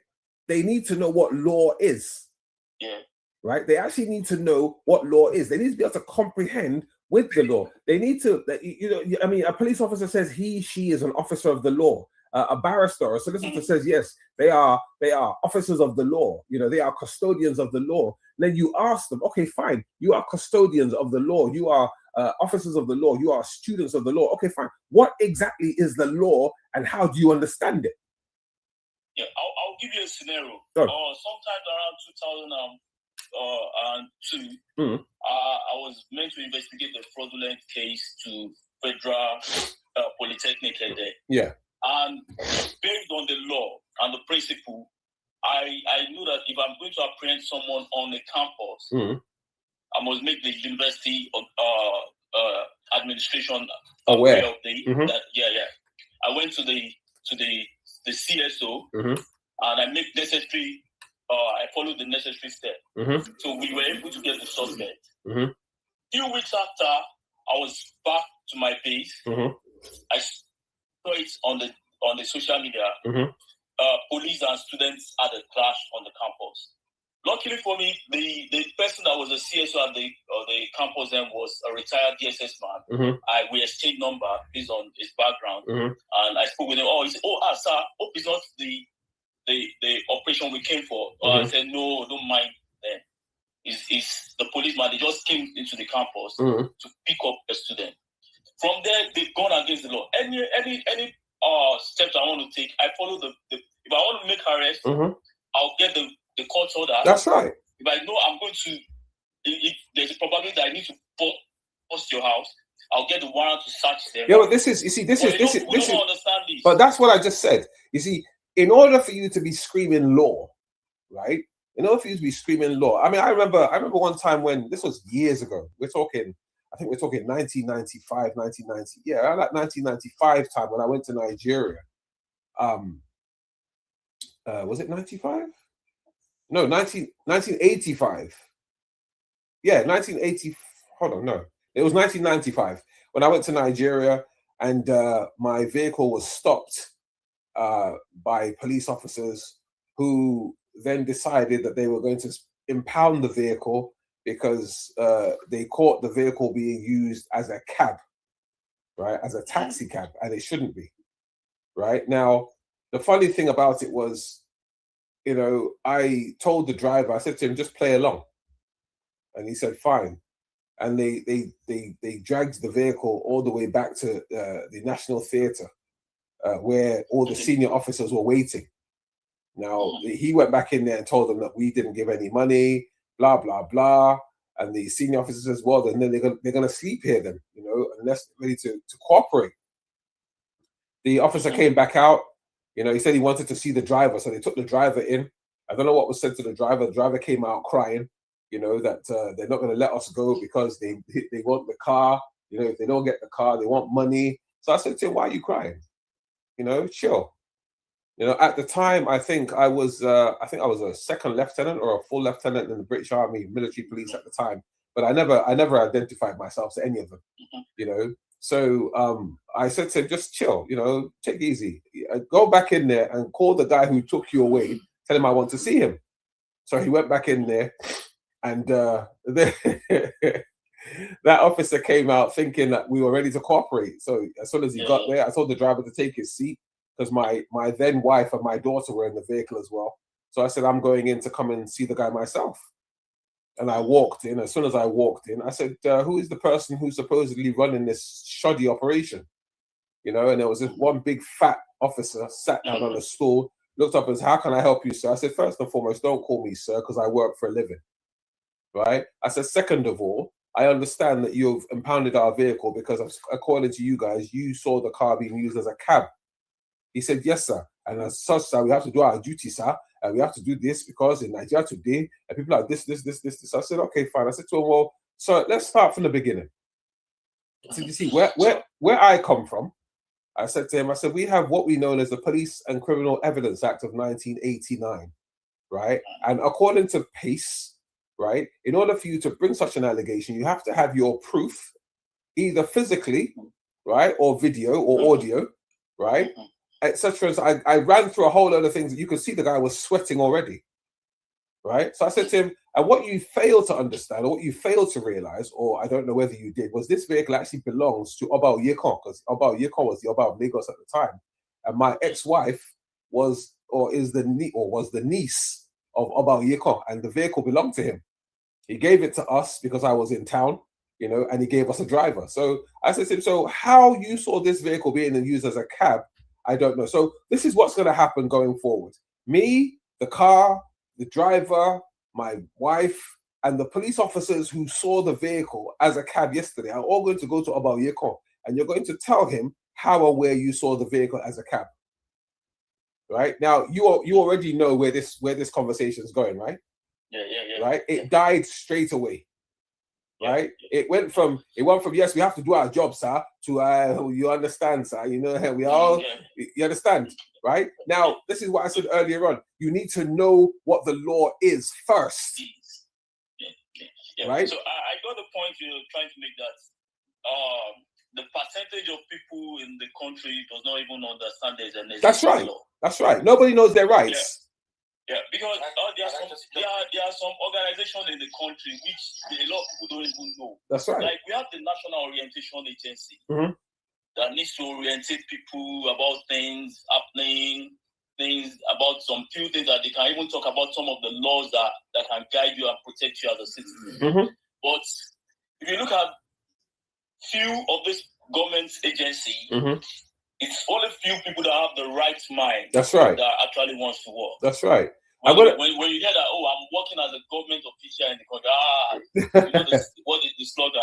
Secretariat, geez, Can I just jump in? Yes, please, Your Majesty. SMA said earlier, just to correct a little thing. I'm not really sure if it's a police officer or any of the parastatals, but I'm just gonna point this. You were saying that if you want to go to any university or an institution, you need a court order to arrest someone. No. What I said was that's the public space.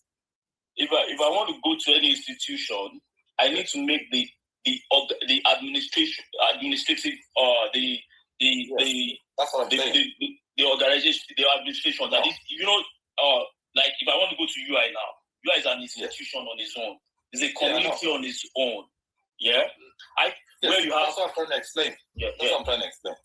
When you go into a community like that, into an institution is a public space owned by the government, right? That's number one. Number two, they've got no right to stop you doing your job. If you're going into that place to pick up a suspect, no one's supposed to know because they can leak the secret out.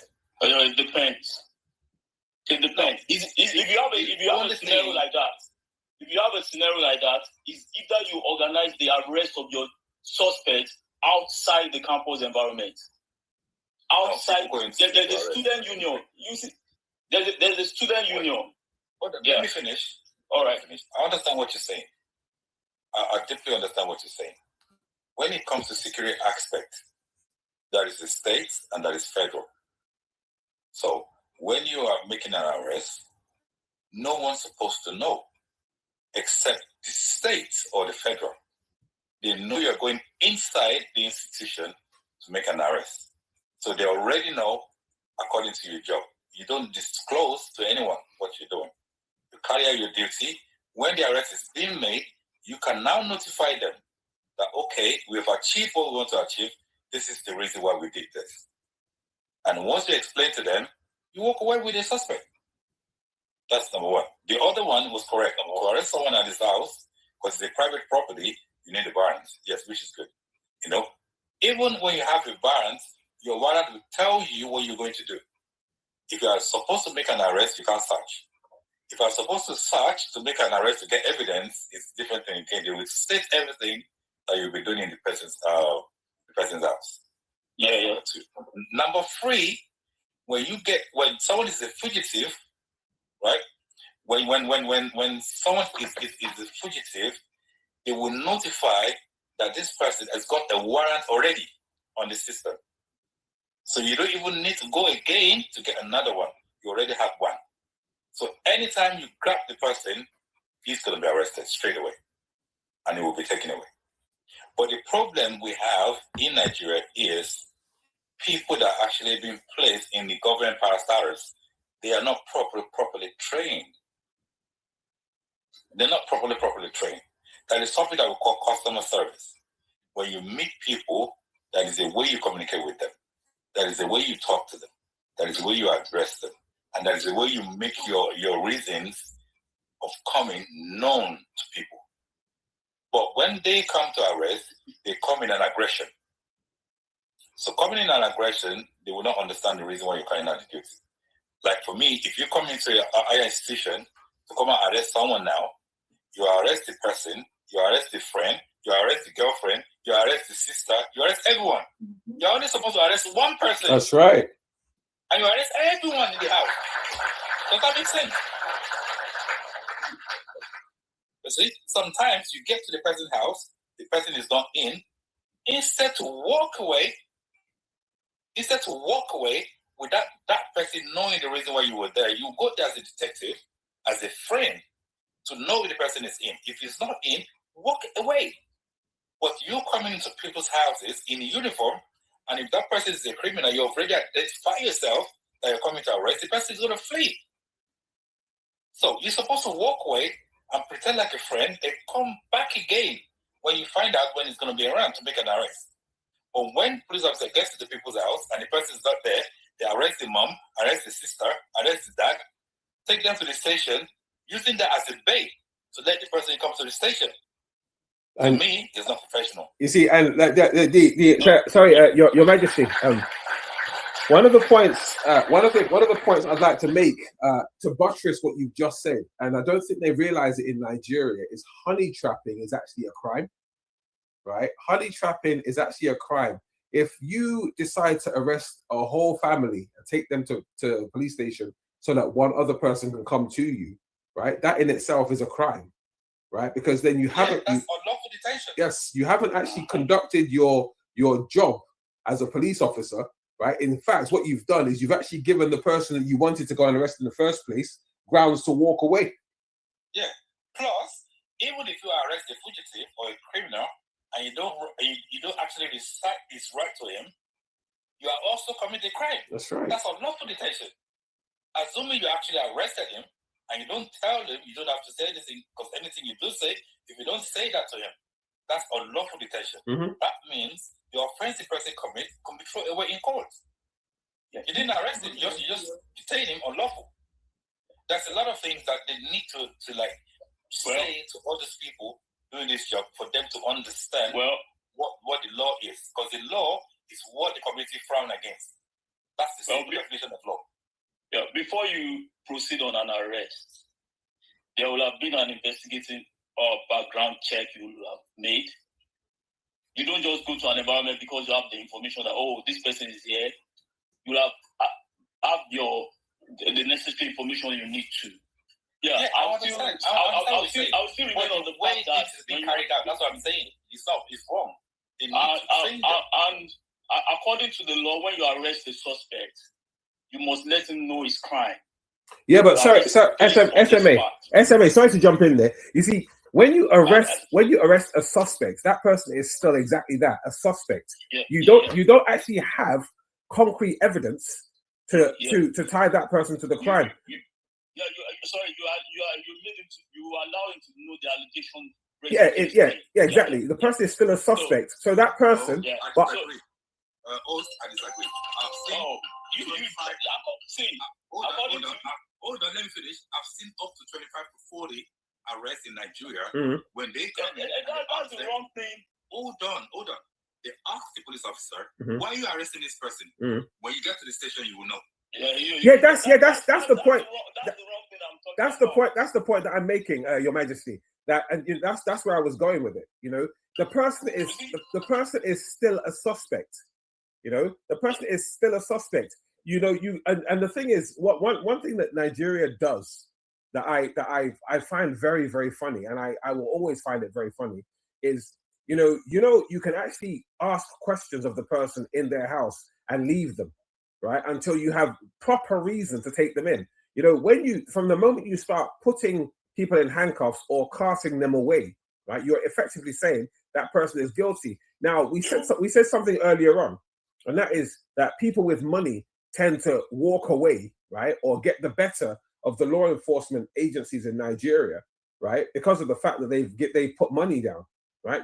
There are so many people, just like His Majesty has just said, right. There are so many people in Nigeria. Even the last resources is arrest. It depends on the case. That's the first thing you do is invitation. That's right. Yeah, but the thing is, why are you inviting them? You don't need to invite them unless you have concrete reason to invite them to the police station. You might be invited to defend an allegation against. The way you do your invitation is so wrong. Yeah, that's why I said, why are you inviting them? If you want to invite someone, all you need to do is to pick a letter, take it to his house, drop it. If it's in, you give it to him. If it's not in, leave it and walk away. But what you do is arrest. It's not invitation. No. Hold on. When you take someone out of his house, put him in your car. That's an arrest. And take him away to the station. That is arrest. Yeah. When you invite somebody, they come there of their own volition, right? When you have to take them, when you take them, that's an arrest. On Monday, and I can come on Friday. Yeah. Let me explain to you. Go on. I said the last resources is arrest. I will tell you in my own organization, the mode of invitation is there's a letter you send through a dispatch guy that will deliver it to the person. And in the letter, it will be written there. The allegation against you will be written there, that any evidence you have to defend this allegation, you can bring it along with you. So if you are still looking at it from the perspective of the several experience you've had with other security agency or any security officer, you are getting it wrong. And I will still stand on the fact on the university environment. If you want to make any arrest there or any operation, you must make this. They must be aware. The only thing you might not disclose to them is the details. You let them know that there's a presence of so you are investigating. There's an investigation going on, because let me tell you, it's a community on its own. You cannot come from UK to Nigeria without allowing the Nigerian government to know. Very true. And the Nigerian government will not go to the UK to make any arrest without allowing the UK government to know. So an institution is an environment on its own. It's a community on its own. They have the student union. About the case of a student that was invited, that the student union said they call them student affairs. They said, they were going to represent him. So that's how it works. You don't just go because you have done every necessary thing. You might not disclose even some things. Let me tell you something. You're missing what I'm saying. What I said is this. If someone is coming from a country to another country, it's different from government parastatus guys going into the university to make an arrest or to investigate. You see, that person is still in the country. Once the government knows about it, the school doesn't have to know because they're carrying out an investigation. If you see a lot of people making an arrest, even if you stop them, anybody that stops them will be arrested as well, because they're actually they're actually messing up with the investigation. They cannot stop an officer carrying out an investigation in school. And once they're making an arrest, they will make an arrest and they will make the school know the reason why they take the person away. Yeah, that is when they will know. When you use the word investigation, you know, sometimes investigation precedes arrest. There will have been an undercover surveillance, getting to know where the suspect is. But whenever you want to launch your attack or get the person arrested, you need to let the security environment government know, because this might lead to something serious. I'm in your environment, making an arrest. The rector or the provost of the school is not aware. The school also has a security team on its own. Hey, there are some people in the school environment, go and do this, they're attacking students. It will lead to a lot of chaos, and you have youths in the environment. These are things. It's a different community to the outside world. Listen, this is why I said people need to be enlightened. A lot of people are ignorant, right? If they are not ignorant, the service person of the law comes into the school, make an arrest, and students are jumping up, doing this and doing that. If they are being trained or they taught them what the law says and how they should behave when the law enforcement officer is carrying out his duty, they will not do that. That means the person carrying out the arrest doesn't know what to do. The person they're arresting is an ignorant, and the environment itself is an ignorant. So people have to be told, people have to be trained, they have to be enlightened to let them know that this is how things is being done. Like the oath. If you go back into the West, when they are making an arrest somewhere, everybody stays there and look. They don't do nothing. Am I lying? Oath? Nope. Everybody look. They don't do nothing. It's because Nigerians are so ignorant. They should be enlightened that when someone is carrying out an arrest, you don't jeopardize anything, or you don't interfere with anything the government, for instance, guys are doing. When they understand that fact, you guys will do your job diligently, and there will be no problem. So people need to be enlightened. People need to be told about the security aspect, and that's what OS is talking about now. We have to tell these people how security things is being carried out. And not only that, Kabiyesi. Knows where they stand. And not only that, Kabiyesi, the other point I wanted to make, SMA, is, you know, when we're talking countries like Nigeria, how are you so sure that these people are police officers that came in to arrest somebody? Yeah, is it the one I made mention of? No, I'm just saying, you know, when it comes to things like that, because, you know, we're saying that the authorities need to be made aware that such and such and such is happening. You understand? Or not, right? But how are we so sure that these individuals are actually police officers? You know, with the way Nigeria is today, in today's money, right? Not everybody that wears a uniform is actually a uniformed person. You know, this is why and where awareness comes into it and vigilance comes into it. Well, if you are not in the system, you might not understand some of the few things I'm trying to let you know, because it happens everywhere. Mm-hmm. I will also give you another scenario that I went to Lagos to pick someone. Yeah, the police, the environment was not aware, but I had a letter that was meant to hand over to them that we've come for an arrest in this environment. You don't need to disclose the specific details. You've done your assignment. You've known where you are going to. You don't need them. You've made you from all your investigation. You are very sure that going there, there's nothing that's going to obstruct. Oh yeah, definitely. Yeah. So that's how it works. So so it got a point. When we got to the building, the suspect was telling us that we cannot take him away from this place until we get to the police station. Because I'm confident that I have necessary documents to show this, that was addressed to the police of Lagos State. We said, okay, let's go.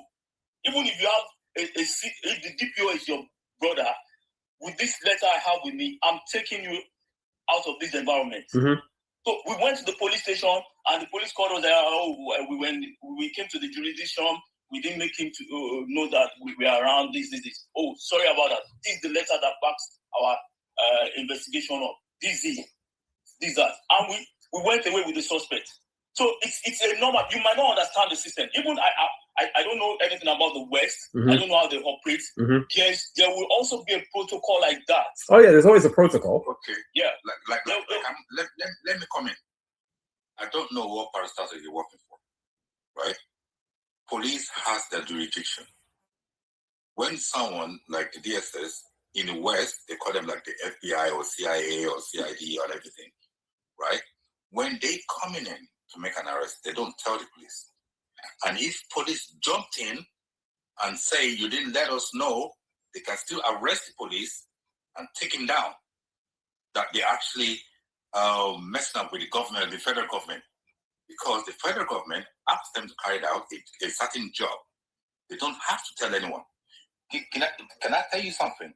There was a day they were carrying out they were taking some things on a truck, and the police officer stopped the guy. And the guy says, "This is a federal government stuff. You can't stop me." The guy said he has to open the truck. The guy said, "No, I'm not going to open the truck." He warned him the first time, warned him the second time. The police officer says, "You have to open it." And do you know the moment the police officer opened that truck, he lost his job? See, that's his jurisdiction. I don't know which person you're working for. When you said but that's the level that the police can interfere. Like the DSS is above the police. They cannot interfere. That's one of the problems. That's one of the problems we have in the country. That's one of the problems we have in the country. Let me tell you something. No organization is above one organization. Everybody has his own jurisdiction. Yeah, but that's one of the major problems in Nigeria. Yeah, but what? Perform custom duty in Nigeria? Custom perform police duty. Yes, totally. Road safety performs NDLA duty. That's one of the problems. Yeah. No organization is above any organization. Yes. You have your jurisdiction. Yeah, but the thing is, but these are the things we don't understand, that we just try to cover with painting that this is no. Hello, sir. SMA, Michael and Baba Fagbade and everyone. Please just allow. You know, we are women, so you don't marginalize us. So it's like you're saying something. SMA, please. I want to have some questions from you. And I would like you to also just answer honestly. Because as it is, you know, we talk there are a lot of platforms where people talk. We talk like this, you know, show our grievances, give examples, give this and that. But you see, I still wondered why we're not moving forward as far as all of this is concerned. I want to ask, an average, from what you've been saying in the last 30 minutes, an average. The reason why I love to avoid conversation comparing Nigeria or African countries with diaspora or other, you know, Western country is this. An average Nigerian is on a survival mode. Mm-hmm. Yeah. And they're on a desperate mode. It's more like, oh, I can see this day. What is next for me? I had experienced a situation where I traveled with it's like $1. That was how I got to US, like with $1. And I'm not talking 100 years ago. I'm talking like 5 years ago, you know, traveling without any cash. You know, I went as I'm a media practitioner. I'm an international correspondent for a Nigerian this and that. And then my bag, everything I took, because I was moving from one place to another, it was my first time in the US, so my bags were all torn. One thing that struck me, I've been to Europe many times, but not been to US before that time. You know, and I saw people at the train station. I was at the particular train station en route New Jersey from New York, which is just few minutes. You know, but I was carrying my bag like Sophia in London. You know the way it is. My bag, my bag was torn. You know, my Ghana was going, everything torn. because I was just scattered. Okay, and about 2, 3, 4 people, Americans, whites, all that person rushed to help me. Like, they helped me. They practically collected the bag from me. Like, oh, let's carry this for you. Oh, no, sorry, and all of that. You can't do that in Oshodi. It can't happen. Mm-hmm. You can't do it at Dumota. What am I trying to say? You can't do it at Yanopada. Nobody, no one send you. Our problem is fundamental. Can we go to that? When people call the presidency, I tell them, go to your council leader. Go to your councillor. There are 36 LCDAs in Lagos State. If you Google as we speak, let's bring them out. 57. 57. Oh, God bless you. 57. Let me Google. Okay, oh, thank you. God bless you, Babami, the Global Press. Please, can we Google and bring them? Just if you bring the faces are not even known to the SCDA that they are championing. Okay? The people there don't know who is who there. For an average councillor in Lagos State, let's say, for example, Mushin Onosha, doesn't even live in Mushin, they stay in VI. Okay, so how do you? So if it is not happening at the foundation, and you want to hold the presidency accountable, last 3-4 years, I've said this many times. I've said it. I've said it once. Let's start, and nobody's talking about that. We start to escape. I won't talk about security of a federal government or at federal states. Won't talk state security and every other thing. Okay. We're in Lagos. There are some places I will not mention. In Lagos, that there are some people that are licensed. I wish I can speak Yoruba.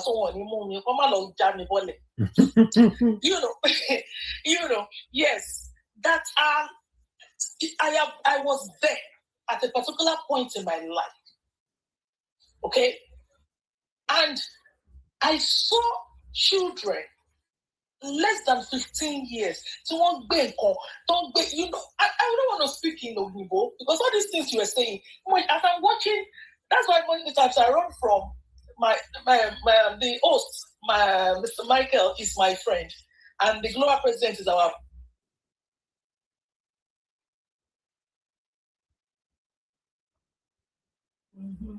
Are you there? Hello? I think they got her. I think they finally got her. Well, from our last statement, everything boils to the fact that we need to just get the awareness to the grassroots. Let everybody understand what's the law. Everybody understand is right, and let everybody start to act accordingly and in the legal direction. Because there are a lot of things we don't understand that you see that is actually the main problem. I said something now that you see even what's this agency let me use these are Bekoya, this one that they do in the southwest. Mm-hmm. Very soon they'll be acting like a police. Yep. So if you don't understand that this is your jurisdiction, this is your duty. If you don't understand that that's why when people say state police, I look at it, I said, is Nigeria matured enough for state police? Okay, Mr. SME. Yes, sir. I don't really know which pastor are you in. Do you go about to enlighten people to create awareness? See, that is part of your job. You see, you have to go from school to school, from location to location, empower people to encourage them to know about the law. You see, if you start to speak to them, to let people know this is what you should be doing, this is what you should be doing, they will understand. Are you doing that now, Mr. Esami? Well, unfortunately, I left the system. But then when I had privilege, when I have any encounter with you, I will let you know. I will tell you these are the right things you need to do. These are the things you don't need to do. But I don't do it as a job. I don't take it as a tax on daily basis, or I have a program for that. But encounter with you, or I have the privilege to have a communication with you, I will let you know. That's it.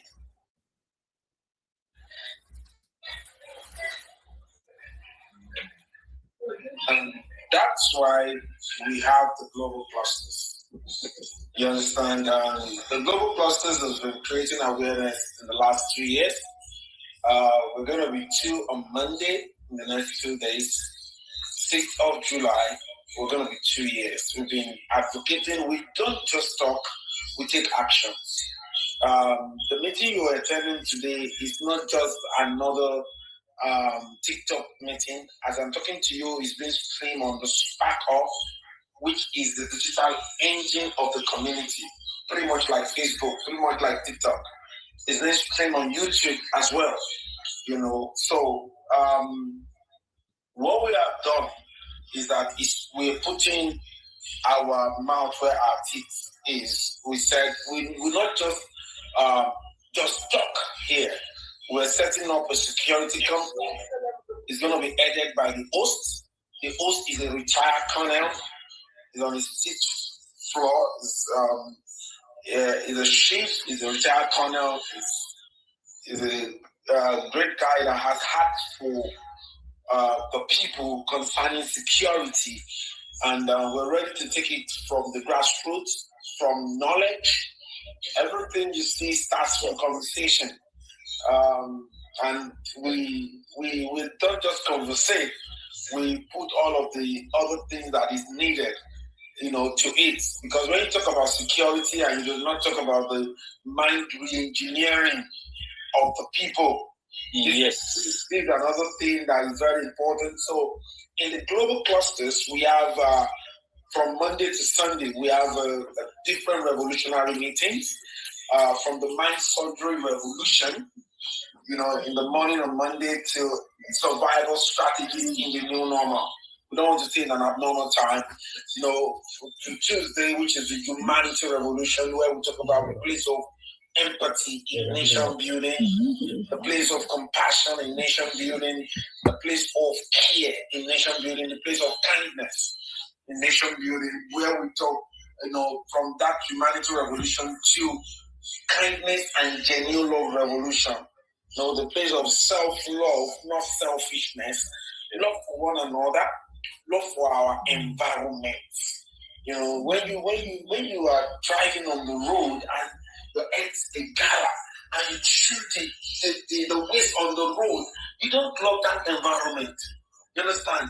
You know, the environment you do not treat well, you don't expect that same environment to reciprocate back to you well. You know, when we say our environment is not developed, it starts from us start treating it the right way. So from there, we talk about Project ARE, which is ARE Revolution, which is agriculture, real estate, and export. In the 60s, agri used to be the thing. People like us will come here and brag. How many acres of land you have? I have acres of cocoa. I have this one. I have that one. But nowadays, we brag with something else. You know, immediately oil came as a distraction, and we were focusing on some other things, and agriculture was almost going to an extinction.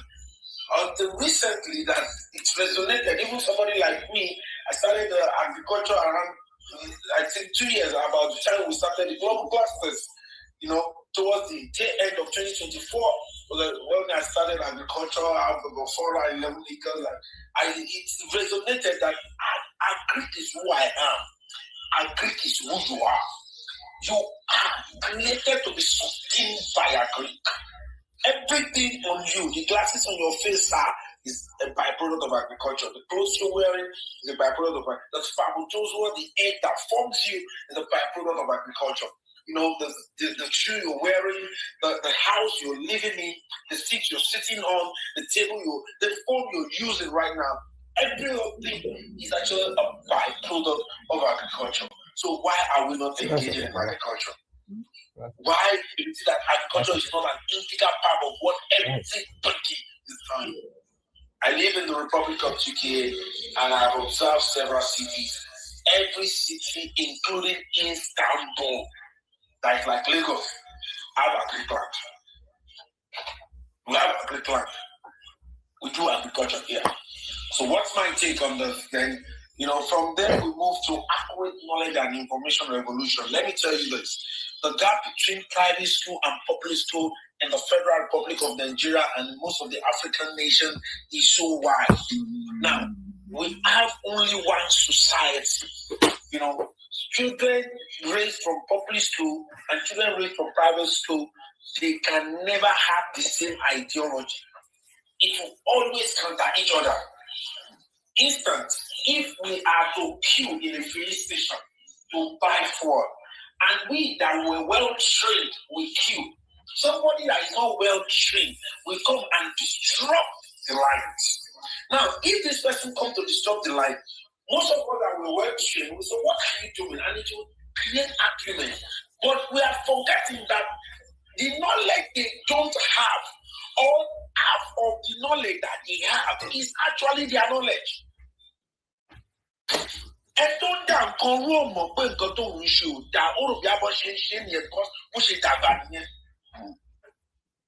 So what's my point?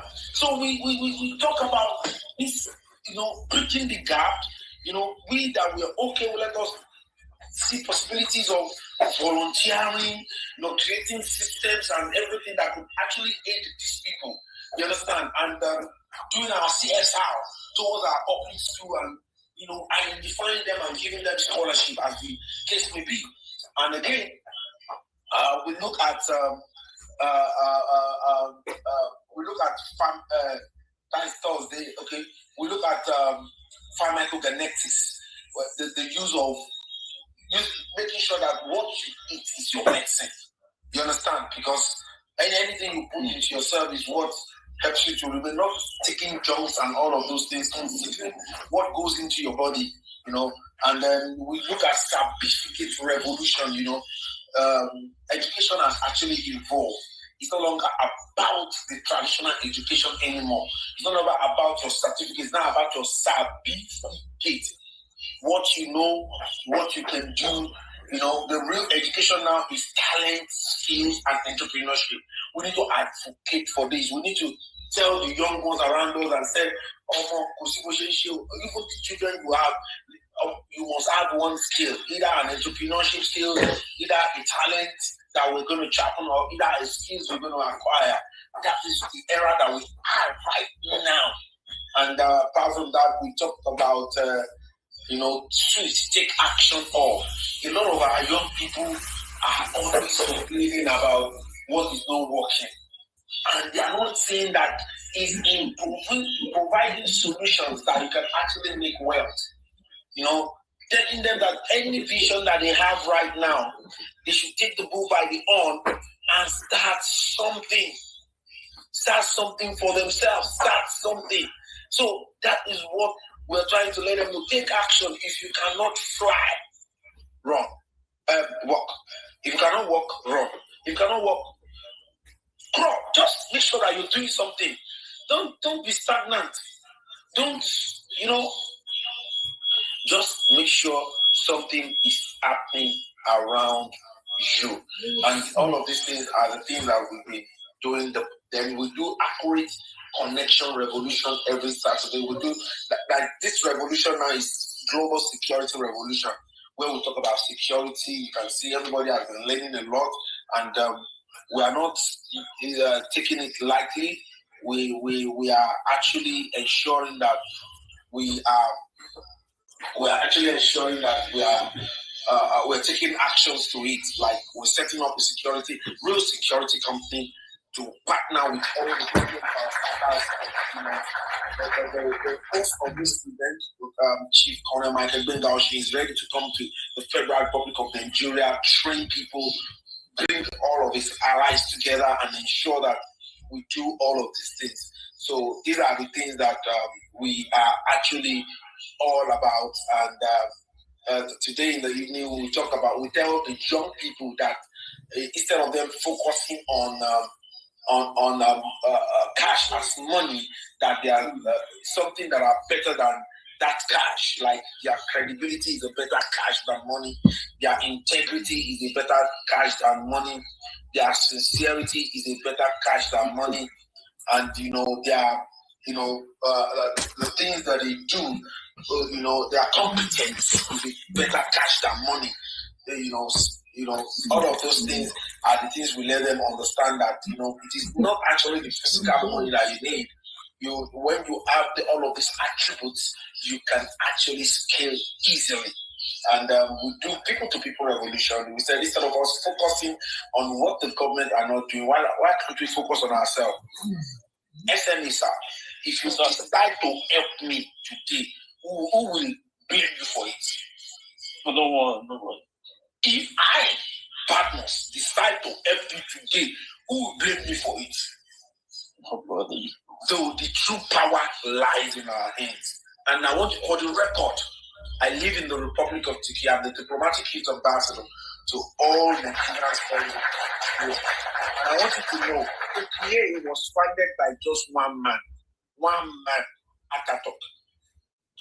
The United States of America that we see today was founded by 12 men, 12 families, 12 men. And I can tell you, 10 of us on this, global security clusters can actually come together and repair not just the Federal Republic of Nigeria and create a beautiful United States of Africa. If only we are intentional enough. If only we want to do it. I'm telling you, it all starts from the things we do and the things we did not do. Everything on earth starts from action. Action is everything. What are you constantly doing? Little thing that we did 26 years ago, me, homeless boy in Shomolu. Homeless Shomolu boy. 26 years after, became a global citizen. So if it is possible for me, it is possible for Nigeria to become a great Nigeria. It's just what, like I said, some people have a lot of influence than my very self. And I said, this thing is just very easy. It's just about we adopting ourselves and mentoring ourselves. And it costs us nothing. Money is not Nigerian problem. Infrastructure is not Nigerian problem. The problem we have is mind problem. Yeah. Only if we could. That's why we're creating Mind Surgery Institute and we're creating Mind Surgery Revolution Foundation, where we will be re-engineering the mind of the people on how to react to different aspects of life. Is really very important. A lot of people feed their stomach, but they don't feed their mind. Their mind is kwashiorkor. And your mind is like a womb that gives back to everything. Anytime you lose your mind, you lose your life. Anytime your mind is not strong enough to withstand any situation, then my brother, my sister, there's nothing you can do successfully in life. Your mind is your greatest ally. You need to protect it, you need to be strong, you need to give it its meal, like practical thinking, creative thinking, innovative thinking, thinking out of the box, developing great memory, flexibility, speed, focus, engaging in meaningful discussions with meaningful people. And that is how you can scale. So this man here that is the host has been shouting and said, yes, I'm a born British. He's a Nigerian. He's both parents are Nigerian. His parents has only one sibling. And they, in the 60s, they've been in the United Kingdom, and they gave back to him there. He didn't step his foot to Nigeria until he was 17 years old. And he's been seeing a lot of things, and he told his parents one day, I said, what do you want me to do? I'm not going to do it. I want to go into security. That means the grit inside of him came out and said he wants to go into security. And he went into the British security. He's now in his 60s, and he has retired and said, I want to serve my father's land. I want to make Africa great again. This is not someone that is talking about just Nigeria. This is somebody that is saying, I'm ready to tag along with every forward thinker in the area of security. Please use me. I'm here. I want to work. I want to live UK. I know I have a very good house. I have a very good car here. But I want to leave everything behind. Just give me the right soft landing, and I'm ready to come to the Federal Republic of Nigeria. Because it delayed, and I think I should do it. So that is what this man is saying. And I'm calling out everybody that knows someone that knows someone. I've been talking to the senior management of Allogene, and they've been in good conversation. I've been talking to people, and I need you to talk to people on behalf of this man. And that is how we can put action to this conversation. This conversation will not just be a conversation with action to it. We are doers. We don't just talk. In the community, you need to come and see us. We take action. Tabale fly. I'm a sorry. Tabale sorry. I'm a right. Tabale I'm a pro. But seeing us in one stagnation is impossible. That is who we are. Thank you very much. Thank you so much. Thank you, sir. Sorry, Mr. Global, the global president. I really appreciate you. This is my second time on this platform. The last time I actually enjoyed the conversation, and for real, from the last time I was on the platform, there's some conversation we had, and if you look at it, it's having an impact in the Nigerian security system. That's why when I saw you were online. I've been monitoring you. That whenever the live starts, I'm going to join. So Mr. Michael was not online that time. I guess he was absent. So that was why I'm sending a request to be your friend today. It's a lovely platform, and from your points, from all the points you've been making, is the awareness, which is the greatest thing we need to the grassroots. Let everybody have the understanding of how things work, how things is meant to be. So everybody will know that, okay, this is the actual way. Nobody will come to you and tell you that this is the wrong thing and this is the right thing. You actually do. This is actually the right thing. There's no way. If you don't have that in mind. I worked somewhere there in the UK, a policeman, an undercover came to me. He said he's doing an investigation. I said, whoa, you are in a plain clothes. How could I identify you as a policeman? Can I have a look at your ID card? Yeah, he showed me. Can I hold it? He said no. Okay, he needed some things. I wanted to hand it over to him. I said, come, I need a copy of your ID card. He said no. But can I have your service number? He looked at my face and said, wow. So okay, take my service number because I have the understanding. You don't want to release your ID card, but I can have your service number as a reference. Thank you. Have a lovely evening. SMA, I really, really appreciate your input today. Obviously, from the way you've spoken and a lot of the points that you brought up, you're obviously a man of law enforcement knowledge. You have experience from within the field, which is commendable. Some people have been seeing some of the things that have been written, some things have been saying that have been coming to me, that we keep trying to compare Nigeria with the West. Now, this is my response to that. Yes, it is true. We can't always compare Nigeria to the West, but you've also got to understand that a majority of your lawmakers in Nigeria graduated in the West with their degrees in law and law enforcement, etc., and so forth. I mean, I'm just reading on social media that one of my colleagues in the Nollywood setup has now just recently joined the US Army. You know, she's gone through their rigorous training and is now a bona fide soldier within the American military. And somebody said, why didn't you do that with the Nigerian military? Now, the question is, what military? You know, because if you don't leave an example enough for people to want to join an organization, right, people will go elsewhere to join it because they know that they can benefit more from joining the other organization than they can in the organization that you ordinarily believe that they should join. Now, the global clusters, as my boss has pointed out, has got many, many different facets to it. And, you know, within those facets and within what we do and how we do it, there's opportunities for everybody to bring what they have on their plate to the table. Now, as you heard, I run the security in the clusters, and I'm not a talker. I'm more of an action person. You know, I like to see results, and I'm a progressive. And this is the reason why we have this particular segment, which is Let's Talk Security, with my humble self. And as you heard him say, I'm retired from the military. Now I'm instead of retiring, You know, I refuse to retire just like that. I want to take what I've learned and all my experiences and bring them home.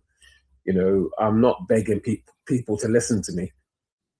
And the reason why I'm not begging people to listen to me is because of the fact that when the time is right, you'll come to me yourself, because the things that I will be doing, yes, I'm not tired. I'm not, I'm not tired. You know, the things that I will be doing, when you notice them, you know, you will then sit up and you'll be asking me to come forward and help with it. That being said, we've had a really, really good day today. And before I bring back the global president to close us out, I would just like to say this. Security is no longer someone else's responsibility. Every secure nation begins with vigilant citizens. That is who we are supposed to be. Every secure community begins with observant neighbors. Every secure business begins with disciplined staff. Every secure family begins with responsible parents. Whether you're in Nigeria, the United Kingdom, France, Germany, Italy, Spain, Kenya, Ghana, South Africa, or anywhere across our great continent, remember this. See something, think about it, report it, protect one another. That, my friends, is vigilance. That is leadership. That is security in the new normal. Together, through the global clusters, the global security clusters, and of course, Clear Cross Global, we can build a safer, stronger, and more prosperous Africa, working in partnership with the United Kingdom, Europe, and the wider international community. I would like to thank everyone for joining us, either on the Spark Hubs or on Let's Talk Security on TikTok with myself, Michael GBENGA OSHIN, with His Excellency, Dr. Badmus, Master Genie, and everybody else that's blessed us today. And I would like to say until next Saturday, same time, same place, stay alert, stay vigilant, stay prepared, and remember our motto, Exemplo Ducemo. We lead by example. We are MAGA. We are making Africa great again. Dr. Badmus, over to you. Then I say, who are we? We are a consortium of professionals or aspiring professionals, technocrats or aspiring technocrats, entrepreneurs or aspiring entrepreneurs, where we share accurate knowledge of our industry. Why? Because that is what gives you the right power. Accurate information, because that is the bridge between where you are and where you ought to be. Accurate connection, because to whom you are connected to determines what you collect. We're not just a social media platform with a marketplace with the best monetization on earth. We are the first nation building social media platform on earth. As I'm talking to you, in our community, we have energy solutions to light up the whole of Africa, not just Nigeria. Just to let you know, we have an empowerment program, 1 billion free digital literacy for the whole of Africa. We have started in Nigeria, 37 million, scalable to 100 million between now and the next 5 years. We have the security, the global security cluster, the insecurity that is currently happening. We're doing something on it. We're doing something on agriculture. We're doing something on the engineering of the mind of the people. We're doing something on people's emotional intelligence, how they behave, how they react to one another. We're actually doing a lot. We are truly a nation-building platform. And to join us is free. Just go to the sparkup.org on your iPhone, or you go to your Android phone, your Google Play Store, and download the Spark Up app. Just like Meta, that's the way the global cluster is. And the Spark Up is like Facebook. As we're talking now, my voice is being aired on the Spark Up, it's being aired on YouTube. So you can watch a full YouTube version of everything we have done right now. You can watch everything. By Monday, we'll be 2 years old. You can join us online. You can send a DM to request. If you watch some of my posts on my timeline, if you just Google my name, who is Ambassador Adekunle Badmus, you will see all of these posts about the second year anniversary, July 6th. we invite you to join us either on site, which is Lagos, Nigeria, or online anywhere in the world. You can join us. We'll be streaming on all the platforms, on TikTok, on YouTube, on the Sparkle, on Zoom. You know, we'll be doing all of those things on Monday. So we welcome you. We saw a great guy, SMA. We welcome you into our midst. Zex, you've been always coming. We welcome everyone. Oh, Dr. Grace, you're welcome. So everyone is welcome. Let's do this together. So till this evening, let's do the global cluster together so that we can create prosperity for all. Thank you very much. We will see you in the evening at Universal Accurate Connection Revolution by 5 p.m. West African time. Thank you. Thank you very much, everyone. Till next week. And those of you that will meet up again this evening, it's a goodbye from us here at the Security Clusters. Thank you very much.